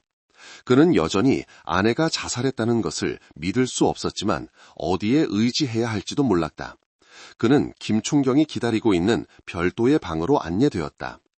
지훈 씨, 이런 것을 보여드리게 되어 유감입니다만 아내분의 죽음을 밝히기 위해 필요한 일입니다. 김총경이 말했다. 그의 목소리는 동정심이 가득했지만 매우 진지했다. 그는 사진 한 뭉치를 지훈 쪽으로 밀었다. 그것은 최현우의 하드 드라이브에서 인화된 몰래 찍은 은하의 사진들이었다. 지훈은 첫 번째 사진을 집어들었고 그의 얼굴에 놀라움이 스쳤다. 그리고 두 번째, 세 번째 사진을 집어들었다. 놀라움은 점차 이해할 수 없으므로 그리고 의심으로 바뀌었다. 그리고 마침내 그의 눈에 끔찍한 분노가 타올랐다. 그의 손은 사진들을 구겨질 정도로 꽉 쥐었다. 이게 뭐예요? 누가 이 사진들을 찍은 거죠? 그가 고개를 들고 물었다. 그의 목소리는 분노로 떨렸다. 최현우입니다. 김총경이 간결하게 대답했다. 최현우라는 두 단어는 지훈의 머리를 강타하는 망치와 같았다. 그는 귀를 의심하며 망연자실했다. 가장 친한 친구, 그가 절대적으로 신뢰를 했던 형제. 아니, 그럴 리가 없어요. 뭔가 착오가 있었을 거예요. 그 친구는 그럴 사람이 아니에요. 지훈이 더듬거렸지만 그의 목소리에는 더 이상 확신이 없었다. 바로 그때 옆방인 신문실 문이 열렸다. 하룻밤 구금된 후에 최현우가 두 경찰관에게 이끌려 지나가고 있었다. 그는 우연히 지훈과 테이블 위의 사진들을 보았고 그의 얼굴은 핏기 하나 없이 창백해졌다. 네 개의 눈이 마주치는 순간 모든 부위는 무의미해졌다. 이 개자식. 지훈이 상처 입은 짐승처럼 으르렁거렸다. 그는 벌떡 일어나 테이블과 의자를 넘어뜨리며 최현우에게 달려들었다. 아내를 잃은 고통과 극심한 배신감이 그를 다른 사람으로 만들었다. 그는 최현우의 멱살을 잡고 주먹을 휘둘렀다. 왜 내 아내한테 그랬어? 왜? 그는 눈물을 흘리며 소리쳤다. 경찰관들이 급히 달려들어 두 남자를 떼어놓았다. 최현우는 저항하지 않았다. 그는 그저 고개를 숙인 채 서 있었고 감히 절친의 눈을 똑바로 쳐다보지 못했다. 지훈의 믿음은 완전히 산산조각 났다. 그들의 10년 넘는 우정은 그 순간 산산이 부서졌다. 드러난 진실은 단지 병적인 행위가 아니었다. 그것은 가장 혐오스러운 배신이었다. 지훈에게 고통은 이제 2배가 되었다. 그는 사랑하는 아내를 잃었을 뿐만 아니라 친형제처럼 여겼던 친구마저 잃었다. 그의 세계는 다시 한번 어둠에 잠겼다. 경찰서 복도의 혼란은 신속하게 통제되었다. 분노를 터뜨린 후에 강지훈은 안정을 되찾기 위해 별도의 방으로 옮겨졌다. 그리고 최현우는 다시 신문실로 끌려갔지만 이번에는 그의 태도가 완전히 달라졌다. 자신감과 거만함은 사라졌다. 그는 의자에 움츠려 앉아 있었고 얼굴은 창백했으며 두 손은 떨면서 깍지를 끼고 있었다. 강지훈에게 발각된 것이 그의 심리적 방어 체계를 완전히 무너뜨린 듯했다. 더 할 말 있나, 최현우? 김총경이 맞은편에 앉아 차가운 목소리로 물었다. 최현우는 대답하지 않고 그저 고개를 저었다. 그의 눈빛은 텅 비어 있었다. 수면제병에 남은 당신의 지문, 하드 드라이브 속의 병적인 몰래카메라 사진들, 사건 당일 밤 말다툼에 대한 당신의 모순된 진술, 그리고 명확한 동기. 거절당한 욕망과 발각에 대한 두려움. 김총경이 각 증거를 나열했고 각 문장은 용의자의 심리를 강타하는 망치와 같았다. 모든 것이 당신을 가리키고 있어. 최현우는 여전히 침묵했지만 그의 침묵은 이제 완강함이 아니라 절망적인 인정이었다. 김총경은 이 시점에서 그로부터 자백을 받아내는 것은 시간 문제일 뿐이라고 판단했다. 증거는 너무나 명백하고 체계적이었다. 화장품 파우더에 대한 세부 사항 등 아직 완전히 들어맞지 않는 작은 부분들이 있었지만 수중에 있는 것만으로도 수사팀은 다음 단계를 밟을 충분한 근거가 있었다. 그는 일어서서 조서를 작성하던 서기를 향해 돌아섰다. 즉시 최현우에 대한 살인 혐의 긴급 체포영장 발부를 검찰에 건의할 서류를 완성해 명령은 단호하게 내려졌다. 수사팀 모두에게 이것은 중요한 진전이자 수사의 승리였다. 범인은 정체를 드러냈고 곧 법의 심판을 받게 될 것이었다. 긴급 체포영장은 그 직후에 집행되었다. 최현우는 수갑이 채워질 때 전혀 저항하지 않았다. 한때 해진마을의 자랑이었던 재능 있는 사진작가는 이제 고개를 숙인 채 묵묵히 걸어갔고 뒤에는 해결된 듯 보이는 사건과 잿더미가 된 우정을 남겼다.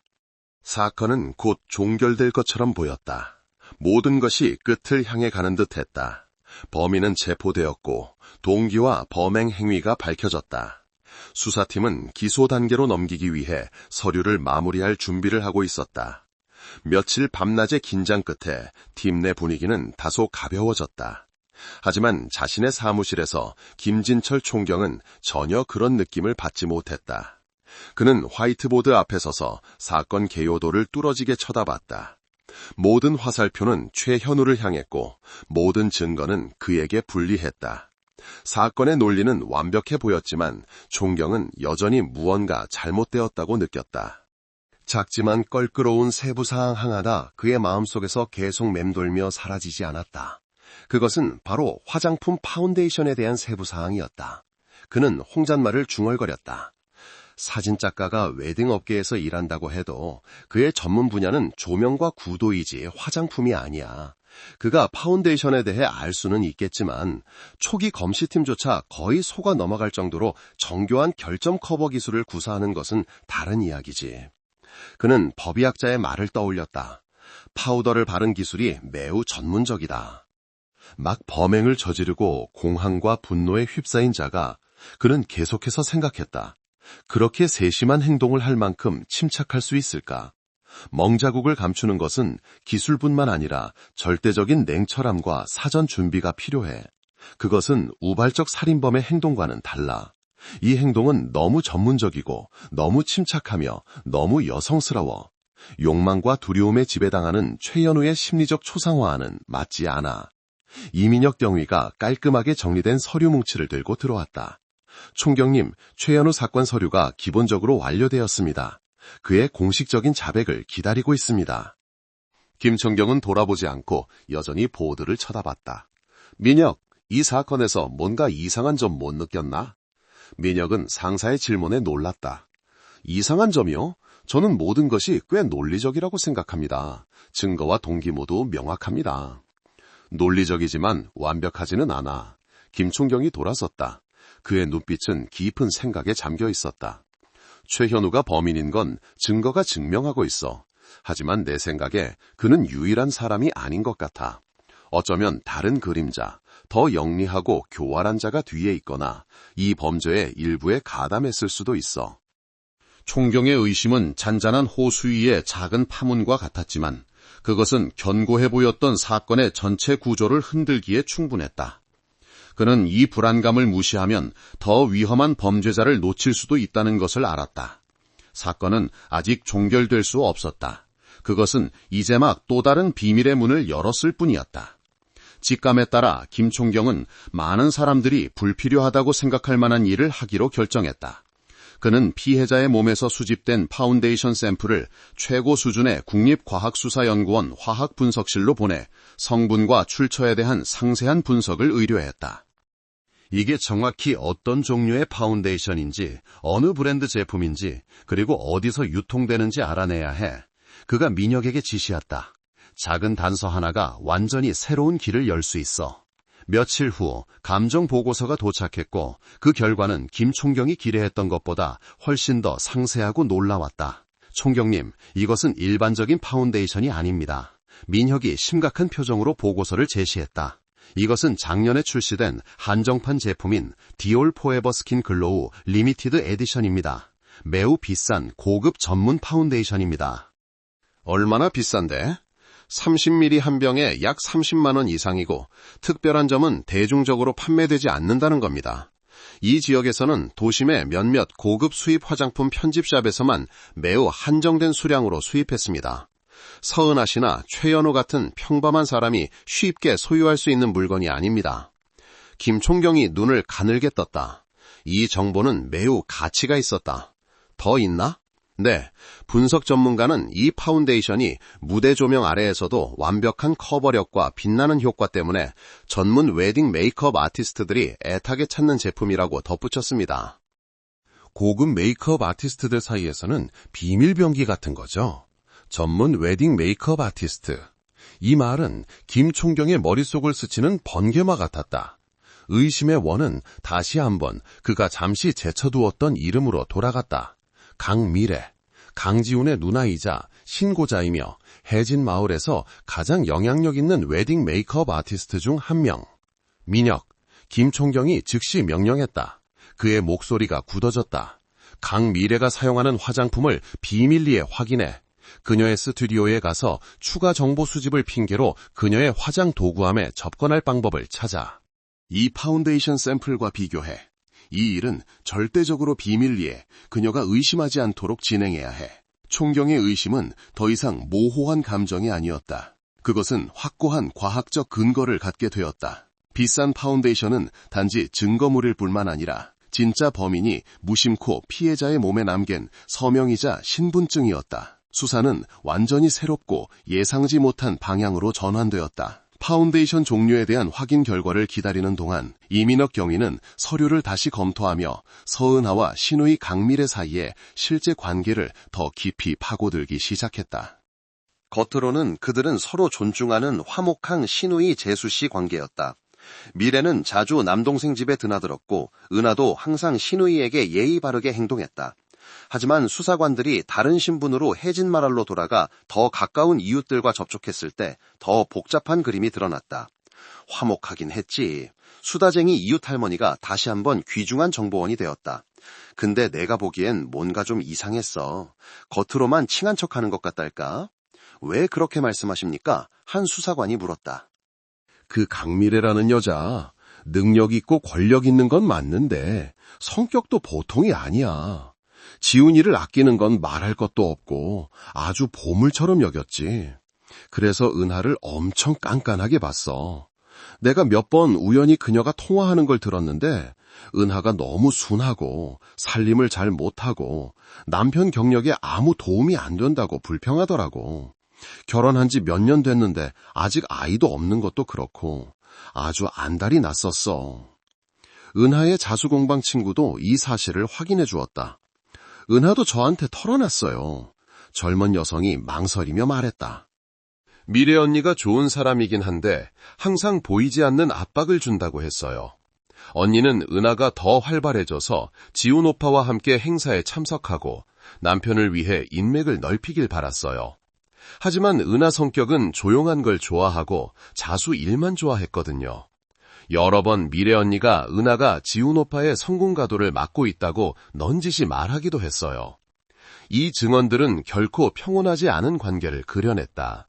그것은 성격과 인생관이 완전히 다른 두 여성 사이에 숨겨진 갈등이었다. 한쪽은 야심차고 결단력 있으며 항상 밖을 향하는 미래. 다른 한쪽은 내성적이고 안분지족하며 항상 안을 향하는 은하. 그리고 혜진 마을의 스타인 강지훈은 그의 인생에서 가장 중요한 두 여성 사이에 서 있었다. 이 갈등이 살인 동기가 될 만큼 충분할까? 민혁은 자문했다. 아직 충분히 강해 보이지는 않았지만 그는 많은 사건에서 오랫동안 잠재되어 있던 갈등이 마지막 한 방울의 물 때문에 끔찍하게 폭발할 수 있다는 것을 알고 있었다. 문제는 그 마지막 한 방울이 무엇이었냐는 것이었다. 그는 자신이 상상했던 것보다 더 복잡하고 어두운 진실에 가까워지고 있다고 느꼈다. 새로운 용의자를 더 잘 이해하기 위해 김총경은 수사관들에게 강미래에 대한 완벽한 심리적 초상화를 만들으라고 요구했고 그들이 수집한 정보는 그녀가 비범하지만 동시에 우려스러운 요소를 숨기고 있는 여성임을 보여주었다. 강미래는 단순히 메이크업 아티스트가 아니었다. 그녀는 혜진 웨딩 서비스 생태계의 진정한 거물이었다. 어려운 가정에서 태어난 그녀는 스스로의 힘으로 기술을 배우고 최고의 웨딩 메이크업 스튜디오를 세웠다. 그녀는 재능뿐만 아니라 날카로운 사업 감각과 넓은 인맥을 가지고 있었다. 남동생 강지훈의 노래 재능을 발견한 것도 바로 미래였다. 그녀는 자신의 모든 돈과 노력, 인맥을 동원해 동생을 띄웠다. 그녀는 누나이자 매니저이자 지훈의 경력을 이끄는 방향타였다.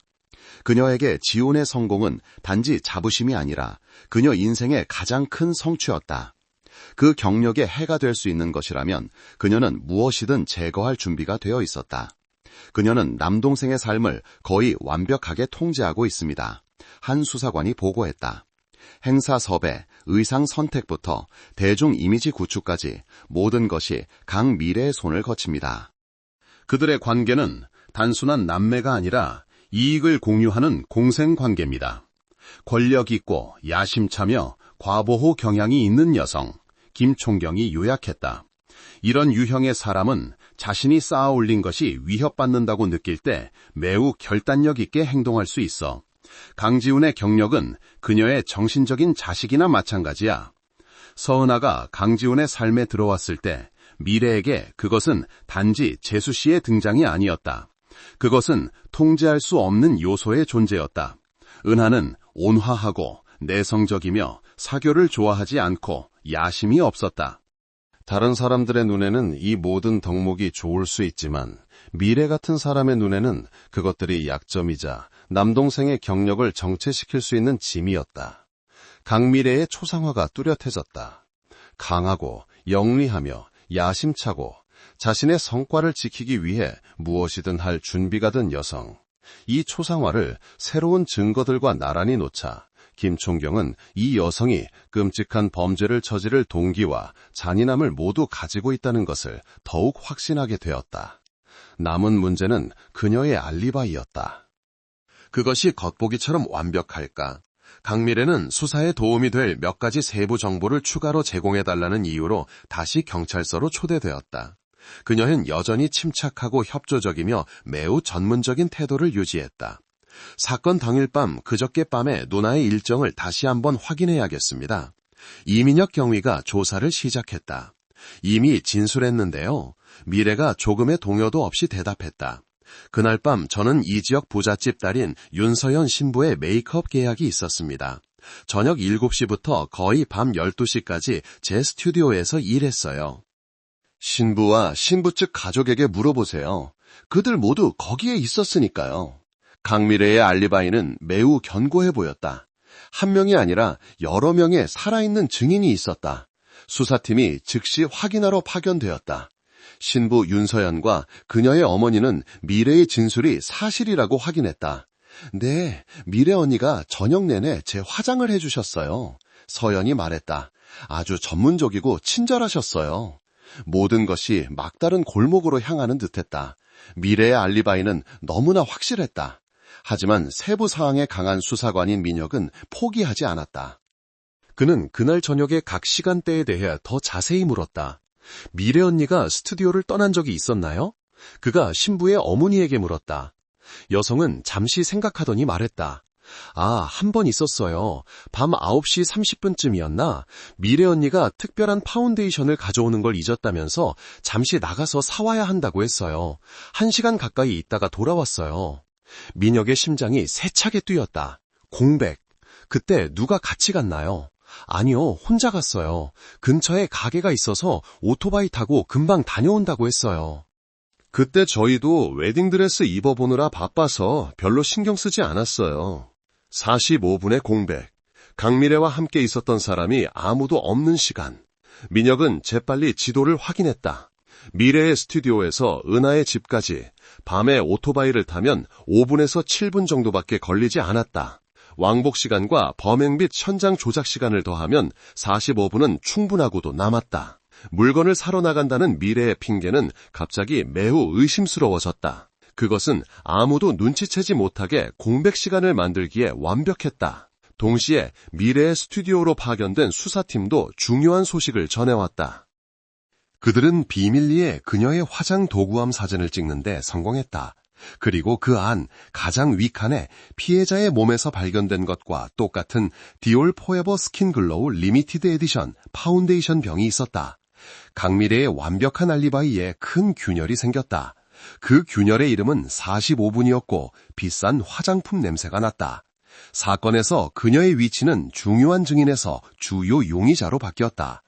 강미래의 알리바이에서 공백을 발견한 후 김총경은 사건이 올바른 방향으로 가고 있다고 느꼈다. 하지만 그는 그것만으로는 미래처럼 교활한 사람을 기소하기에 충분하지 않다는 것을 알았다. 그들은 부인할 수 없는 더 많은 물질적 증거나 필요했다. 그의 시선은 다시 한번 현장 사진으로 향했다. 그는 은하의 시신 바로 옆에 놓여있던 증거물인 단소 사진 앞에서 오랫동안 멈췄다. 최현우와 강지훈의 진술에 따르면 이 단소는 최현우가 은하에게 연습용으로 사준 것이었다. 그것은 단소 수업의 시작이었고 말다툼의 원인이기도 했다. 초기 가설에서는 비극적인 기념품 역할을 했다. 하지만 이제 새로운 관점에서 김총경은 그것에 뭔가 이상한 점이 있다고 느꼈다. 그는 사진을 확대했다. 단소는 짙은 갈색의 윤기가 흘렀고 너무 새 것 같았다. 단소의 구멍들은 여전히 날카로운 모서리를 가지고 있었고 자주 사용해서 다른 흔적이 없었다. 표면은 흠집 하나 없이 깨끗했고 매일 연습하는 악기처럼 손의 땀으로 인한 희미한 지문도 없었다. 좋아하는 악기라기보다는 현장에 놓인 소품처럼 보여 김총경이 민혁에게 중얼거렸다. 단소를 배우는 사람이라면 비록 초보자라도 그 위에 연습의 흔적을 남기게 마련이야. 이 단소는 너무 생기가 없어. 노련한 수사관의 직감은 이 단소가 겉보기처럼 단순하지 않다고 말해주고 있었다. 그것은 범인이 꾸민 연극의 중요한 부분일 수 있었다. 즉시 조사해 민혁에게 명령했다. 이 단소의 출처를 찾아내. 해진 마을과 인근 지역에 이런 단소를 파는 가게가 몇 개나 있는지 알아봐. 이 사진을 들고 가게마다 물어봐. 누가 언제 샀는지 알고 싶어. 임무는 바다에서 바늘 찾기처럼 어려워 보였다. 단소는 꽤 흔한 물건이었다. 하지만 김총경은 만약 미래가 정말 범인이라면 그녀의 모든 행동은 계산된 것이고 너무 계산적인 사람은 부자연스러운 흔적을 남기기 마련이라고 믿었다. 너무 새롭고 깨끗한 이 단서가 바로 그 흔적 중 하나였다. 그것은 피해자의 증거물이 아니라 살인자의 소품일 수 있었다. 단소의 출처를 추적하는 임무를 맡은 수사팀은 신속하게 작업을 시작했다. 그들은 마을과 인근 소도시의 모든 악기점, 기념품 가게, 심지어 단소를 파는 노점상까지 찾아다녔다. 하루 동안의 수색에도 성과가 없자 그들은 거의 좌절할 뻔했다. 하지만 둘째 날 오후 이웃 마을의 한 골목에 숨겨진 작은 수공예품 가게에서 희망의 빛이 보였다. 단소 사진을 보여주자 나이든 가게 주인이 눈을 가늘게 떴다. 이 단소 아주 낯이 익은데? 그가 은빛 수염을 쓰다듬으며 말했다. 이 훈제 대나무 단소는 우리 가게의 특징적인 상품이야. 최근에 똑같은 걸 하나 팔았던 기억이 나. 누가 샀는지 기억하십니까? 한 수사관이 흥분을 감추며 물었다. 어디 보자. 아주 고급스러워 보이는 여자였어. 하얀색 스쿠터를 타고 왔지. 오후에 왔는데 사흘 전이었어. 사흘 전, 즉 사건 발생 이틀 전, 수사관들의 심장이 더 빨리 뛰었다. 그 여자를 알아볼 수 있겠습니까? 수사관은 미래의 사진이 같은 나이대의 다른 여성들 사진과 교묘하게 섞여있는 사진 뭉치를 내밀었다.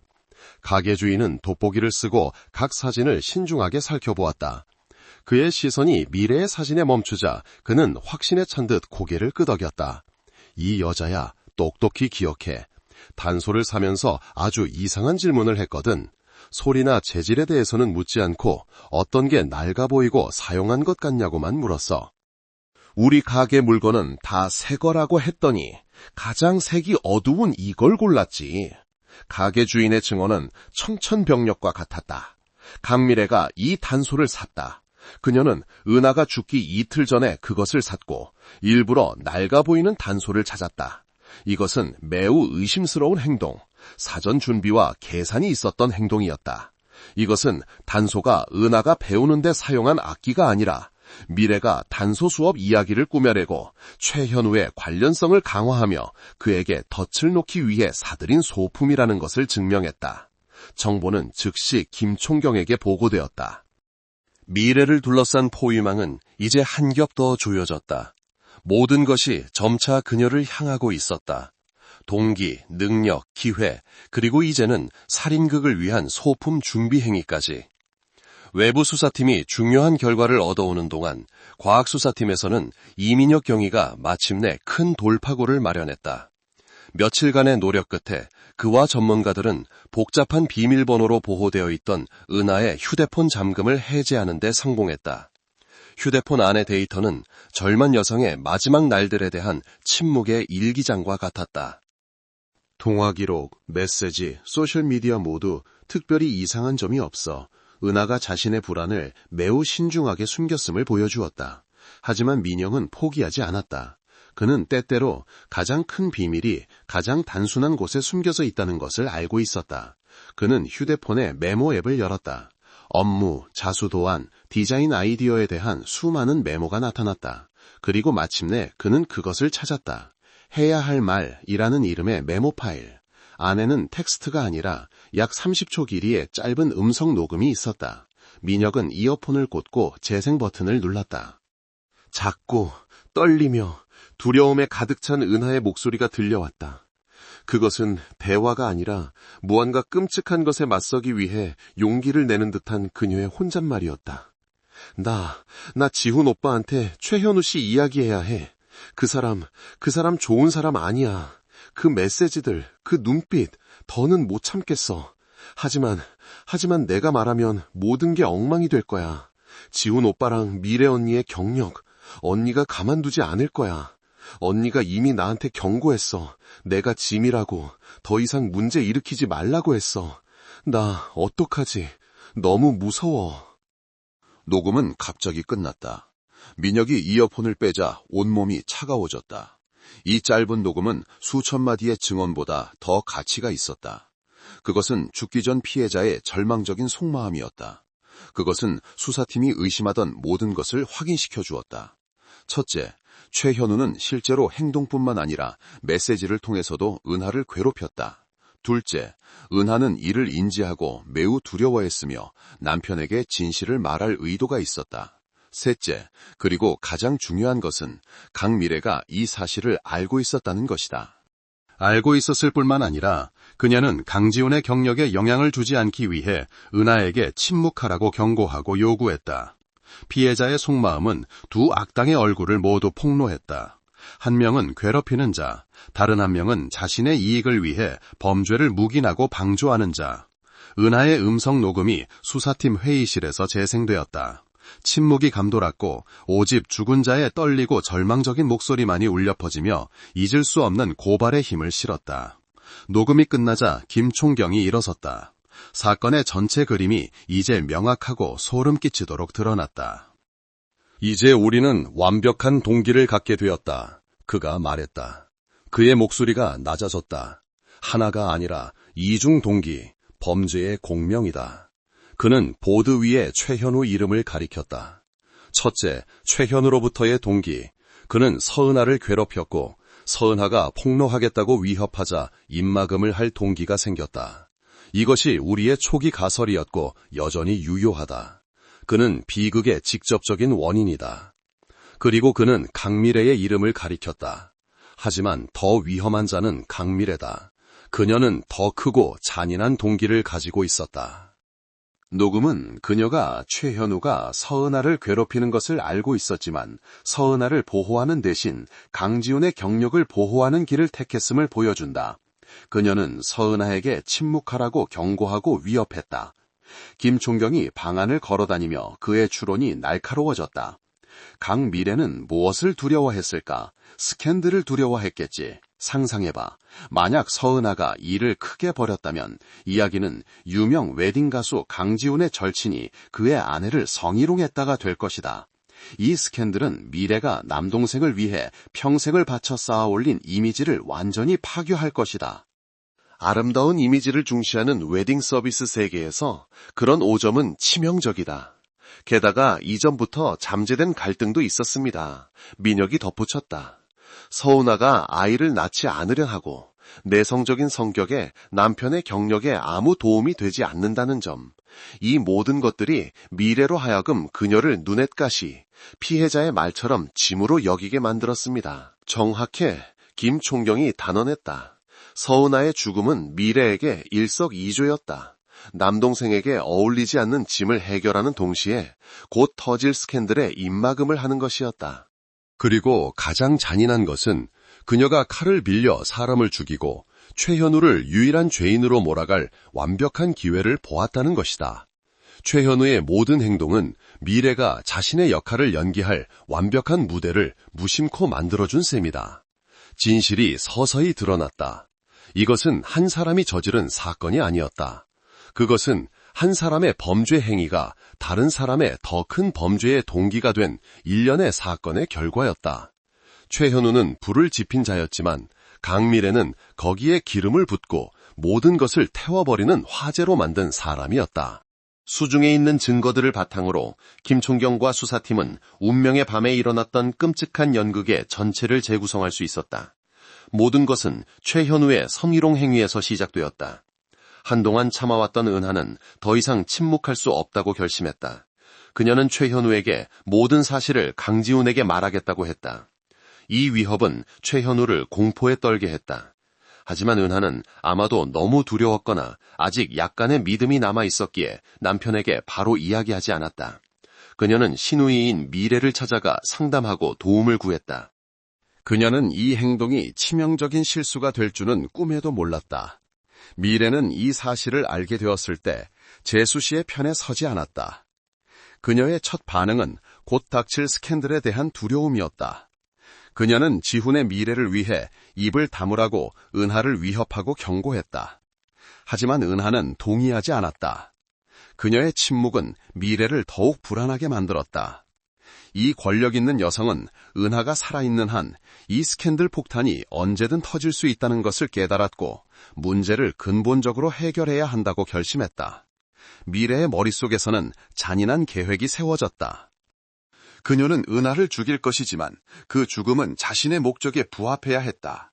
입막음을 하는 동시에 모든 죄를 최현우에게 뒤집어 씌우는 것. 그녀는 단소 수업 이야기와 최현우의 관련성을 강화할 완벽한 소품인 단소를 사러 갔다. 사건 당일 밤 물건을 사러 나간 45분의 공백 시간 동안 그녀는 은하의 집에 갔다. 그녀는 재수 씨를 최현우로부터 보호하러 간 것이 아니라 범행을 저지르러 간 것이었다.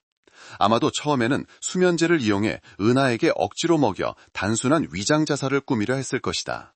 하지만 은하는 격렬하게 저항했다. 몸싸움이 벌어졌고 은하는 미래의 손을 핥히고 신우이의 옷에 자수시를 남겼다. 저항에 대한 분노와 두려움 속에서 미래는 베겐을 사용하여 은하를 살해했다. 범행 후 압박에 익숙한 사람의 무서울 정도의 침착함이 돌아왔다. 그녀는 도망치지 않았다. 그녀는 침착하게 남아 현장을 꼼꼼하게 정리하고 수면제 병을 놓고 단소를 놓고 컴퓨터에 몇 줄의 유서를 타이핑했다. 그리고 가장 중요한 것은 전문가의 기술로 자신의 고급 파운데이션을 사용하여 피해자의 가슴에 있는 멍자국을 가렸다는 것이다. 이는 흔적을 지우는 동시에 무심코 자신의 서명을 남긴 행동이었다. 모든 것을 마친 후 그녀는 메이크업 스튜디오로 돌아가 아무 일 없었다는 듯이 일을 계속했다. 다음 날 아침 그녀는 우연히 남동생 집에 들러 사건을 최초로 발견하고 신고하며 자신을 무고한 제3자의 위치에 두었다. 연극은 완벽하게 꾸며졌다. 최현우는 자신의 행동으로 인해 자신도 모르는 사이에 주연 배우가 되었다. 반면 연극의 감독인 미래는 어둠 속에서 유유히 서 있었다. 하지만 그녀는 자신이 배치한 소품들, 가장 작은 세부 사항들이 자신의 모든 음모를 폭로할 것이라고는 예상하지 못했다. 전체 그림이 명확해지자 김 총경은 수사팀 전체 앞에서 최종 가설을 제시했다. 그의 낮고 단호한 목소리는 사건의 모든 복잡성을 요락했다. 이 사건에는 한 명이 아니라 두 명의 악당이 있다. 비록 직접 살인을 저지른 사람은 한 명뿐이지만 그는 최현우의 사전을 가리켰다. 첫 번째, 최현우. 그의 범죄는 욕망과 비겁함의 범죄다. 다른 사람을 성희롱하고 모욕한 그의 행위는 모든 비극의 불씨가 되었다. 그가 직접 서은아를 죽이지는 않았지만 그의 행동은 그녀를 막다른 길로 몰아넣었고 살인이라는 범죄가 발생할 수 있는 상황을 만들었다. 그는 자신의 행위에 대해 법적 책임을 져야 하며 도덕적으로도 피해자의 죽음에 간접적인 원인을 제공한 자다. 그리고 그는 펜을 움직여 미래의 사진을 똑바로 가리켰다. 사진 속 그녀의 아름답고 날카로운 얼굴은 이제 정말 무서워 보였다. 두 번째, 그리고 주범은 강미래다. 그녀의 범죄는 이기심, 야망, 그리고 잔혹함의 범죄다. 그녀는 우발적인 분노로 살인한 것이 아니다. 그녀는 계획적이고 계산적으로 살인했다. 자신과 남동생의 이익을 지키기 위해 그녀는 다른 사람의 비극을 자신의 기회로 삼았고 최현우의 잘못된 행동을 이용하여 완벽한 덫, 일석이조의 연극을 꾸몄다. 그는 회의실을 한 바퀴 둘러보았다. 한 명은 입막음을 위해 죽고 한 명은 죄를 뒤집어 쓰기 위해 덫에 걸렸다. 그리고 그녀는 가엾은 누나가 되어 혼자 슬픔을 감당하며 남동생의 경력을 계속 쌓아갈 것이었다. 그것은 매우 영리하지만 동시에 매우 잔인한 계획이었다. 그녀는 우리의 능력을 과소평가했고 자신이 감독한 연극의 완벽함에 너무 자신만만했다. 최종 가설이 확정되었다. 수사팀은 이제 명확한 목표를 갖게 되었다. 그들은 최현우를 성희롱 행위로 기소해야 할 뿐만 아니라 존경받는 누나의 가면 뒤에 숨어있는 진짜 살인자의 얼굴을 벗겨내야 했다. 다음 임무, 김 총경이 감정 없는 목소리로 말했다. 강미래를 소환해 이 연극에 막을 내릴 시간이다. 강미래는 다시 한번 신문실에 들어섰다. 이번에는 그녀가 증인이 아니었다. 그녀는 살인사건의 주요 용의자로 통보받았다. 그럼에도 불구하고 그녀의 얼굴에는 조금의 동요도 없었다. 그녀는 여전히 비정상적일 정도로 침착함을 유지했고 날카로운 눈빛으로 김 총경을 똑바로 쳐다보며 마치 도전하는 듯 했다. 저를 기소할 무슨 증거가 있나요? 그녀가 차가운 목소리로 물었다. 단지 제가 메이크업 아티스트이고 당신들이 찾은 것과 같은 파운데이션을 가지고 있다는 이유만으로요? 정말 웃기네요. 김 총경은 서둘러 대답하지 않았다.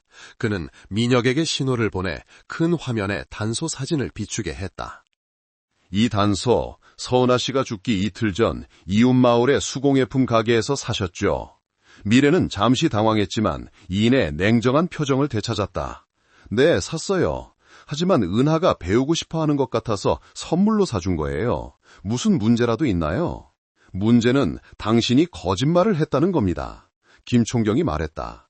최현우와 강지훈의 진술은 모두 단소를 최현우가 사서 선문했다고 말합니다. 당신은 왜 굳이 다른 단소를 샀습니까? 최현우의 관련성을 강화할 거짓 증거를 만들기 위해서였죠. 미래는 침묵했고 테이블 위에 놓인 두 손을 꽉 쥐기 시작했다. 민혁이 계속해서 은하의 음성 녹음을 재생했다. 죽은 자의 떨리고 두려운 목소리가 방 안에 울려 퍼졌다. 미래 언니, 언니가 이미 나한테 경고했어. 내가 짐이라고 했어. 녹음이 끝나자 미래의 얼굴은 창백해졌다. 그녀의 침착한 가면이 금이 가기 시작했다. 당신은 최현우가 재수 씨를 괴롭히는 것을 알고 있었어. 김 총경이 말했다.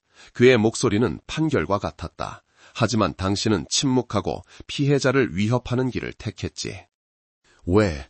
당신은 스캔들이 남동생의 경력을 망칠까봐 두려웠기 때문이야. 당신이 공들여 쌓아 올린 그 경력을. 저는 단지 제 동생을 보호하고 싶었을 뿐이에요. 그 은하라는 애는 너무 약해서 모든 걸 망칠 뻔했다고요. 미래가 갑자기 소리쳤다. 침착함은 완전히 사라지고 대신 분노와 악의가 자리 잡았다. 남동생을 보호한 건가 아니면 당신 자신의 성과를 보호한 건가? 김 총경이 날카롭게 물었다. 당신은 물건을 사러 간다고 말한 45분 동안 서은아의 집에 갔어. 거기서 뭘 했지, 강미래? 미래는 숨을 헐떡였고 그녀의 눈은 번뜩였다. 그녀는 총경을 뚫어지게 쳐다왔고 증오와 완고함이 뚜렷했다. 그녀는 자신이 궁지에 몰렸다는 것을 알았지만 여전히 끝까지 싸우려 했다. 당신들은 내가 그 애를 죽였다는 증거가 없어요. 전부 다 추측일 뿐이에요. 우리는 곧 갖게 될 겁니다. 김 총경이 대답했다. 그의 목소리는 조금도 변하지 않았다. 아무리 완벽한 연극이라도 항상 실밥은 남기 마련이지. 팽팽한 대질신문은 계속되었지만 저울추는 이미 정의의 편으로 완전히 기울었다. 미래의 방어벽은 한 조각씩 무너지고 있었다. 구치소에서 최현우는 인생 최악의 나날을 보내고 있었다. 처음에는 그저 침묵하며 운명을 받아들였다. 하지만 수사관들로부터 미래에 대한 새로운 증거, 단소와 음성 녹음에 대해 듣게 되자 끔찍한 진실이 그의 머릿속을 스쳤다. 그는 덫에 걸린 것이었다. 그는 자신이 미래의 잔인한 체스 게임에서 완벽한 희생양에 불과했다는 것을 깨달았다. 이용당했다는 분노가 두려움을 압도했다. 그는 모든 것을 털어놓기로 결심했다. 네, 제가 서은아 씨를 괴롭힌 건 잘못했습니다. 그가 수사관들과의 조사에서 자백했다. 그의 목소리는 씁쓸함으로 가득했다. 하지만 맹세코 저는 그녀를 죽이지 않았습니다. 저는 비겁한 놈이지 살인자는 아닙니다. 그는 사건이 발생하기 약 일주일 전 은화에게 부적절한 내용의 메시지를 몇 개 보낸 후 미래가 갑자기 그를 찾아왔다고 말했다. 그 여자가 저를 경고했어요. 최현우가 두 손으로 머리를 감싸며 말했다. 저를 꾸짖지도 않았어요. 목소리는 아주 차가웠죠. 그 애한테서 멀찌감치 떨어져. 네 시시껄렁한 짓 때문에 지훈이한테 영향 가지 마. 걔 지금 한창 뜨고 있는데 이 시점에 스캔들은 절대 안 돼 라고 했어요. 그녀는 은하 씨의 감정에는 전혀 관심이 없었어요. 오직 자기 남동생의 명성만 신경 썼죠. 최현우의 진술은 미래가 잘못된 행위를 묵인하고 방조했다는 역할을 확인시켜 주었다. 그녀가 다른 말은 더 안 했나요? 했어요. 최현우가 고개를 들었다. 그의 눈빛은 기억을 떠올리며 두려움으로 빛났다. 돌아갈 때 그녀가 한 말이 계속 귓가에 맴돌아요. 무슨 일이 생기면 유일하게 책임질 사람은 너일 거야. 명심해. 라고 했어요. 그때는 그냥 협박인 줄 알았어요. 그녀가 이미 모든 걸 계산해놨을 줄은 꿈에도 몰랐죠. 그는 미래가 단지 그를 경고한 것이 아니라 이미 시나리오를 예측했다는 것을 깨달았다. 그리고 그 시나리오에서 그는 범인으로 정해져 있었다. 그녀는 그의 주의를 이용하여 그를 자신의 범죄에 대한 완벽한 방패로 삼은 것이었다. 이용당한 자의 뒤늦은 자백은 미래의 완강한 부인의 결정적인 일격을 가했다. 그녀의 연극에는 이제 살아있는 증인, 잔인한 감독의 얼굴을 폭로할 준비가 된 내부자가 추가되었다. 미래가 여전히 완강하게 범행을 부인하는 동안 그녀의 스튜디오에 대한 긴급 압수수색 영장이 집행되었다. 김총경은 만약 몸싸움이 있었다면 아무리 작더라도 반드시 흔적이 남아있을 것이라고 믿었다. 미래의 스튜디오는 넓고 고급스러우며 완벽하게 깨끗했다. 모든 것이 가지런히 정돈되어 있었고 먼지 한 톨 없었다. 이런 공간에서 작은 흔적을 찾는 것은 매우 어려웠다. 이민혁 경위는 끈기와 세심함으로 어떤 구석도 놓치지 않았다. 그는 특히 미래가 메이크업 중간에 휴식을 취하는 개인 작업실에 주목했다. 그는 전문 손전등을 사용하여 바닥, 책상 및 의자 밑을 센티미터 단위로 훑었다. 그리고 그의 끈기는 보상받았다. 책상 및 회전의자 바퀴에 육안으로는 거의 보이지 않는 몇 가닥의 얇은 실이 걸려 있었다. 민혁은 조심스럽게 핀셋으로 그것들을 집어 전문 증거물 봉투에 넣었다. 그것들은 옥색과 금색의 자수실이었다. 은하가 미완성으로 남긴 한복의 주된 두 가지 색상. 찾았어. 그가 속삭였다. 자수실 샘플은 즉시 감정을 위해 보내졌다. 비교 결과 그것들은 재질, 색상, 섬유 구조 면에서 은하의 집 자수틀에서 발견된 자수실과 완전히 일치했다. 이것이 바로 김총경이 말했던 실밥이었다. 그것은 침묵의 이야기를 들려주었다. 몸싸움 중의 은하는 범인의 옷을 붙잡고 할퀴었고 그녀의 재능 있는 손에서 나온 자수실들이 무심코 그녀를 살해한 자의 몸에 걸린 것이었다. 미래는 서두르는 와중에 이 미세한 흔적을 확인하고 제거하지 못했다. 결정적인 자수실은 부인할 수 없는 물질적 증거가 되어 미래가 현장에 있었고 피해자와 물리적 접촉이 있었음을 입증했다. 다른 증거들과 함께 그것은 강철 그물을 형성하여 살인자를 옥죄었고 그녀에게 어떤 탈출구도 허용하지 않았다. 자수실이라는 새로운 증거를 확보한 후 수사팀은 신부 윤서연과 그녀의 가족을 다시 한번 신문하기로 결정했다. 이번에는 미래가 자리를 비웠다가 돌아온 45분 동안의 가장 작은 세부 사항에 집중했다. 처음에는 서연이 특별한 점을 기억하지 못했지만 수사관들이 미래가 돌아온 후의 복장, 태도, 표정에 대해 끈기 있게 묻자 젊은 여성은 문득 한 가지를 떠올렸다. 아, 맞아요. 그녀가 말했다. 미래 언니가 돌아왔을 때 좀 당황한 것 같았는데 아주 빨리 감췄어요.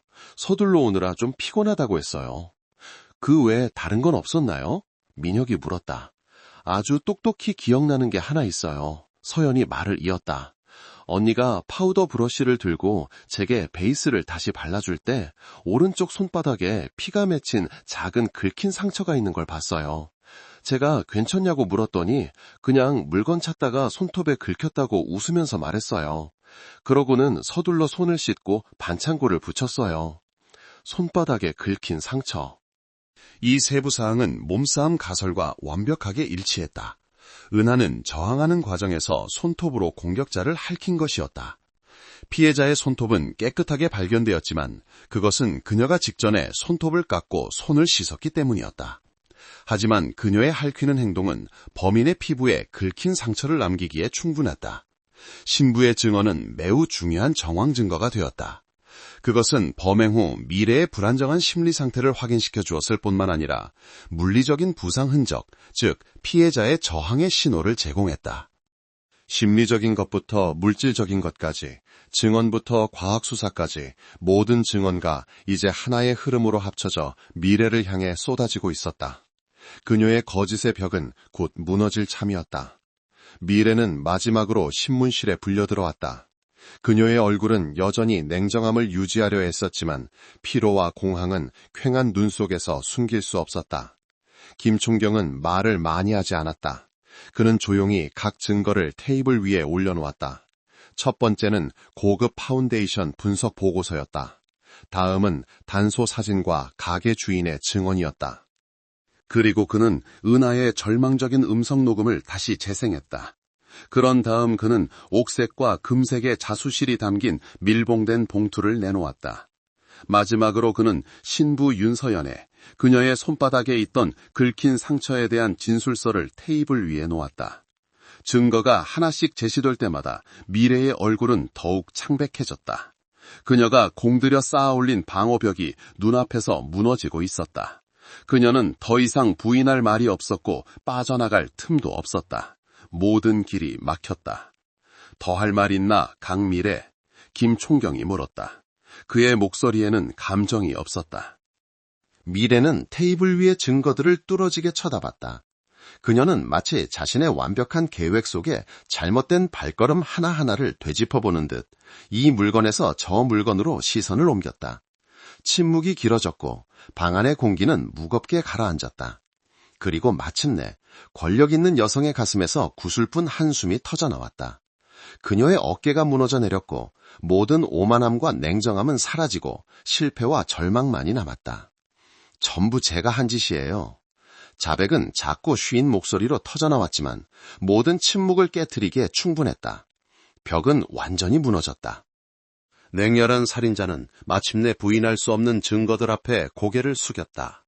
고개를 숙이고 죄를 인정한 후 미래는 마치 은폐의 짐을 벗어던진 듯 했다. 생기없고 피곤한 목소리로 그녀는 은하의 생명을 앗아간 끔찍한 밤의 세부 사항을 이야기하기 시작했다. 당신들 말대로 저는 현우와 은하의 일을 알고 있었어요. 그녀가 시작했다. 저는 그 애를 말렸고 입 다무라고 했지만 듣지 않았어요. 지훈이에게 모든 걸 말하겠다고 했어요. 저는 그런 일이 일어나게 둘 수 없었어요. 지훈이의 경력은 저에게 전부였으니까요. 그녀는 거짓 증거를 만들기 위해 단소를 사러 갔던 계획에 대해 이야기했다. 그날 밤 45분의 시간 동안 그녀는 은하의 집에 갔다. 처음에는 그냥 겁만 주려고 했어요. 수면제 병을 가지고 가서 좀 마시게 해서 재우려고 했죠. 그러고 나서 그의 핸드폰을 가져가서 현우의 메시지를 다 지워서 증거를 없애려고 했어요. 하지만 그 애가 저항했어요. 미래의 목소리는 기억을 떠올리며 떨리기 시작했다. 그 애는 저와 현우를 모두 고발하겠다고 소리쳤어요. 제 손을 핥히었고요. 그때 저는 아무 생각도 할 수 없었어요. 그저 분노와 두려움뿐이었어요. 제가 쌓아올린 모든 것이 연기처럼 사라질 거라는 두려움. 저는 소파에 있던 배기를 집어들었어요. 그녀는 더 이상 말을 잇지 못했다. 두 손으로 얼굴을 감쌌고 어깨가 들썩였다. 저는 그의 몸 위를 꽉 눌렀어요. 잠시 발버둥 치다가 조용해졌어요. 제가 베개를 치웠을 때 그 애는 이미 숨을 쉬지 않고 있었어요. 끔찍한 순간이 지나간 후 압박에 대처하는데 익숙한 사람의 무서운 침착함이 돌아왔다. 저는 제가 뭘 해야 하는지 알았어요. 저는 그것을 자살로 만들어야 했어요. 병에 있던 수면제를 다 쏟아서 그의 옆에 놨어요. 갈등의 원인이었던 단서를 메시지처럼 옆에 놨어요. 컴퓨터를 켜서 간단한 유서 몇 줄을 쳤어요. 심지어 그의 몸을 다시 한번 확인했고 가슴에 희미한 멍이 있는 걸 봤어요. 제 파운데이션으로 그걸 가렸죠. 저는 모든 걸 아주 완벽하게 했다고 생각했어요. 그녀가 고개를 들었다. 생기 없는 눈으로 김총경을 쳐다봤다. 하지만 제가 틀렸어요. 너무 많은 흔적을 남겼어요. 차수실, 긁힌 상처, 너무 서둘렀어요. 차갑고 상세한 자백은 범죄의 전체를 재현했다. 그것은 우발적인 행동이 아니라 야망과 이기적인 두려움에 의해 촉발된 계산적이고 냉혹하며 잔인한 결정들의 연속이었다. 사건은 완전히 해결되었다. 강재훈은 사건의 최종 결론을 듣기 위해 불려왔다. 그는 영혼을 모두 잃은 사람처럼 야위고 초췌하게 앉아 있었다. 그는 자신의 가장 친한 친구가 아내의 죽음을 초래한 장본인이라는 사실에 맞설 정신적 준비를 하고 있었다. 하지만 김 총경이 말한 진실은 그보다 수만 배는 더 끔찍하고 잔인했다. 서은아를 살해한 진짜 범인이 그가 지극히 존경하고 사랑했던 친누나 미래라는 말을 들었을 때 지우는 만전히 할 말을 잃었다. 그는 최현우와 마주했을 때처럼 반응하거나 소리치지 않았다. 그는 그저 그 자리에 앉아 이 끔찍한 정보를 받아들일 수 없다는 듯 텅 빈 눈을 크게 뜨고 있었다. 가장 친한 친구는 아내를 성희롱했고 유일한 누나는 입막음을 위해 아내를 죽이고 그 친구에게 덫을 놓았다. 그의 모든 세계, 그가 가장 소중히 여겼던 모든 관계가 거짓, 배신, 그리고 범죄 위에 세워져 있었다.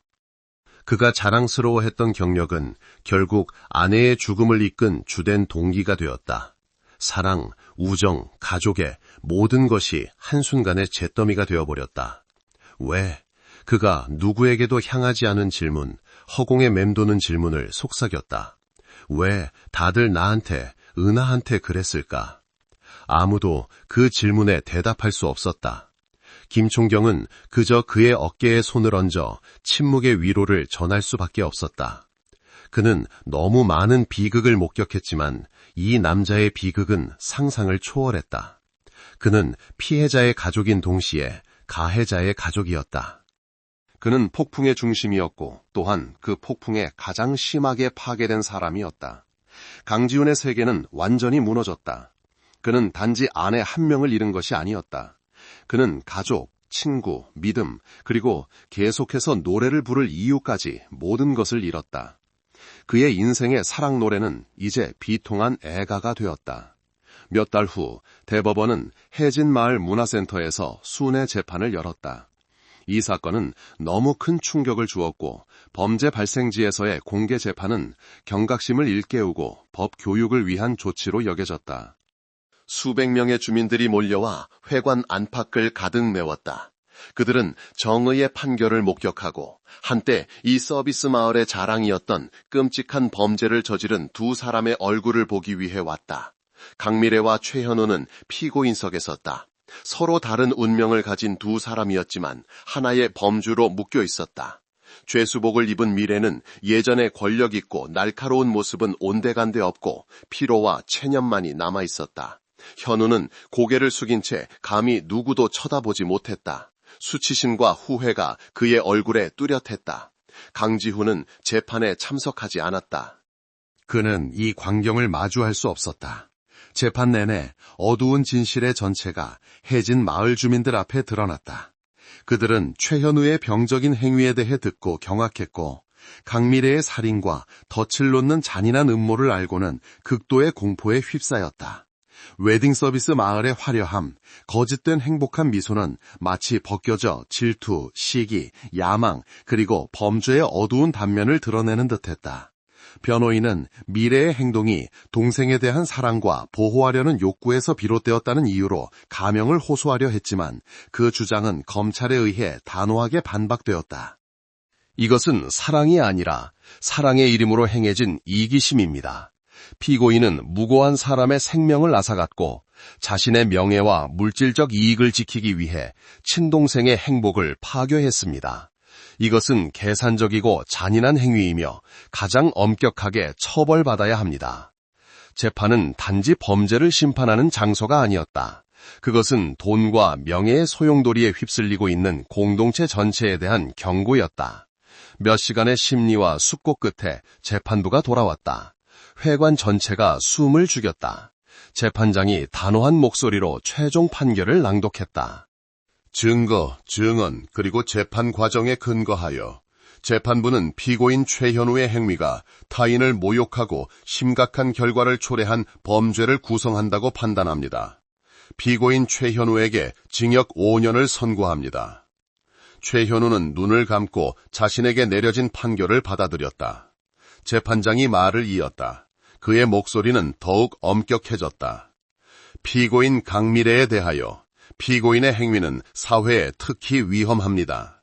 피고인은 다른 범죄를 은폐하고 무고한 사람에게 죄를 뒤집어 씌우기 위해 계획적이고 계산적이며 교묘한 수법으로 타인의 생명을 고의로 앗아갔습니다. 이 행위는 교화의 가능성이 없습니다. 재판부는 피고인 강미래에게 살인죄로 사형을 선고합니다. 사형. 그 두 단어는 마지막 망치질처럼 울려 퍼지며 권력 있는 여성의 삶을 끝냈다. 미래는 비틀거리며 바닥에 주저앉았다. 권력과 최고의 경력에 대한 꿈은 가장 가혹한 판결로 끝났다. 정의는 실현되었다. 은하의 부모님 뺨 위로 눈물이 흘러내렸다. 슬픔과 뒤늦은 위로의 눈물이었다. 해진 마을 사람들은 안도의 한숨을 내쉬었지만 각자의 마음은 무거웠다. 정의의 판결은 내려졌지만 양심의 판결과 고통은 남은 사람들에게 영원히 따라다닐 것이었다. 몇 달 후 다시 결혼 시즌이 돌아왔다. 해진 마을은 다시 음악 소리로 활기를 띄웠고 불빛으로 반짝였다. 행복한 커플들은 여전히 인생의 가장 아름다운 순간을 기록하기 위해 이곳을 찾았다. 웨딩 서비스 기계는 마치 아무런 비극도 없었던 것처럼 계속해서 작동했다. 하지만 영원히 변해버린 것들이 있었다. 최현우의 스튜디오는 문을 닫고 두꺼운 먼지가 쌓였다. 강미래의 스튜디오는 다른 주인에게 팔렸고 사람들은 더 이상 무대 위에서 강지훈을 볼 수 없었다. 해진 마을에서 가장 달콤한 사랑 노래를 부르던 가수는 은퇴했다. 그는 행복과 비극을 모두 담고 있던 집을 팔고 그에게 모든 것을 주었지만 또한 모든 것을 앗아간 것을 조용히 떠났다. 아무도 그가 어디로 갔는지 몰랐다. 그날 오후 김진철 총경은 출장길에 해진 마을을 지나갈 일이 있었다. 그는 작은 언덕에서 차를 멈추게 했다. 그곳에서는 마을 전체를 조망할 수 있었다. 황혼 아래 해진 마을은 화려하고 평화로워 보였다. 어디선가 들려오는 결혼식 음악 소리. 예전에 강지훈이 자주 부르던 익숙한 사랑 노래였다. 하지만 오늘 총경의 귀에 그 노래는 어딘가 음이 어긋난 것처럼 들렸다. 그것은 더 이상 행복의 멜로디가 아니라 미소와 꽃다발, 그리고 순백의 웨딩드레스 뒤에 감춰진 비극적인 이야기를 노래하는 구슬픈 내가였다. 그는 한숨을 쉬고 차에 올랐다. 정의는 실현되었지만 범죄가 남긴 상처는 결코 완전히 아물 수 없을 것이었다. 그것은 이 마을의 거짓된 행복의 교향곡 속에서 영원히 어긋난 낮은 음표로 남을 것이었다. 여러분은 지금 어디에서 이 이야기를 듣고 계신가요? 오늘 제가 들려드린 이야기 어떻게 들으셨는지 궁금하네요. 어디에 계시든 어떤 하루를 보내셨든 여러분 모두의 삶에 늘 평안과 행복이 가득하기를 진심으로 기원합니다. 혹시 여러분에게도 다른 사람들과 나누고 싶은 재미있거나 감동적인 이야기가 있다면 주저하지 마시고 댓글로 들려주세요. 함께 나누는 이야기 속에서 우리는 더 큰 위로와 용기를 얻을 수 있을 거예요.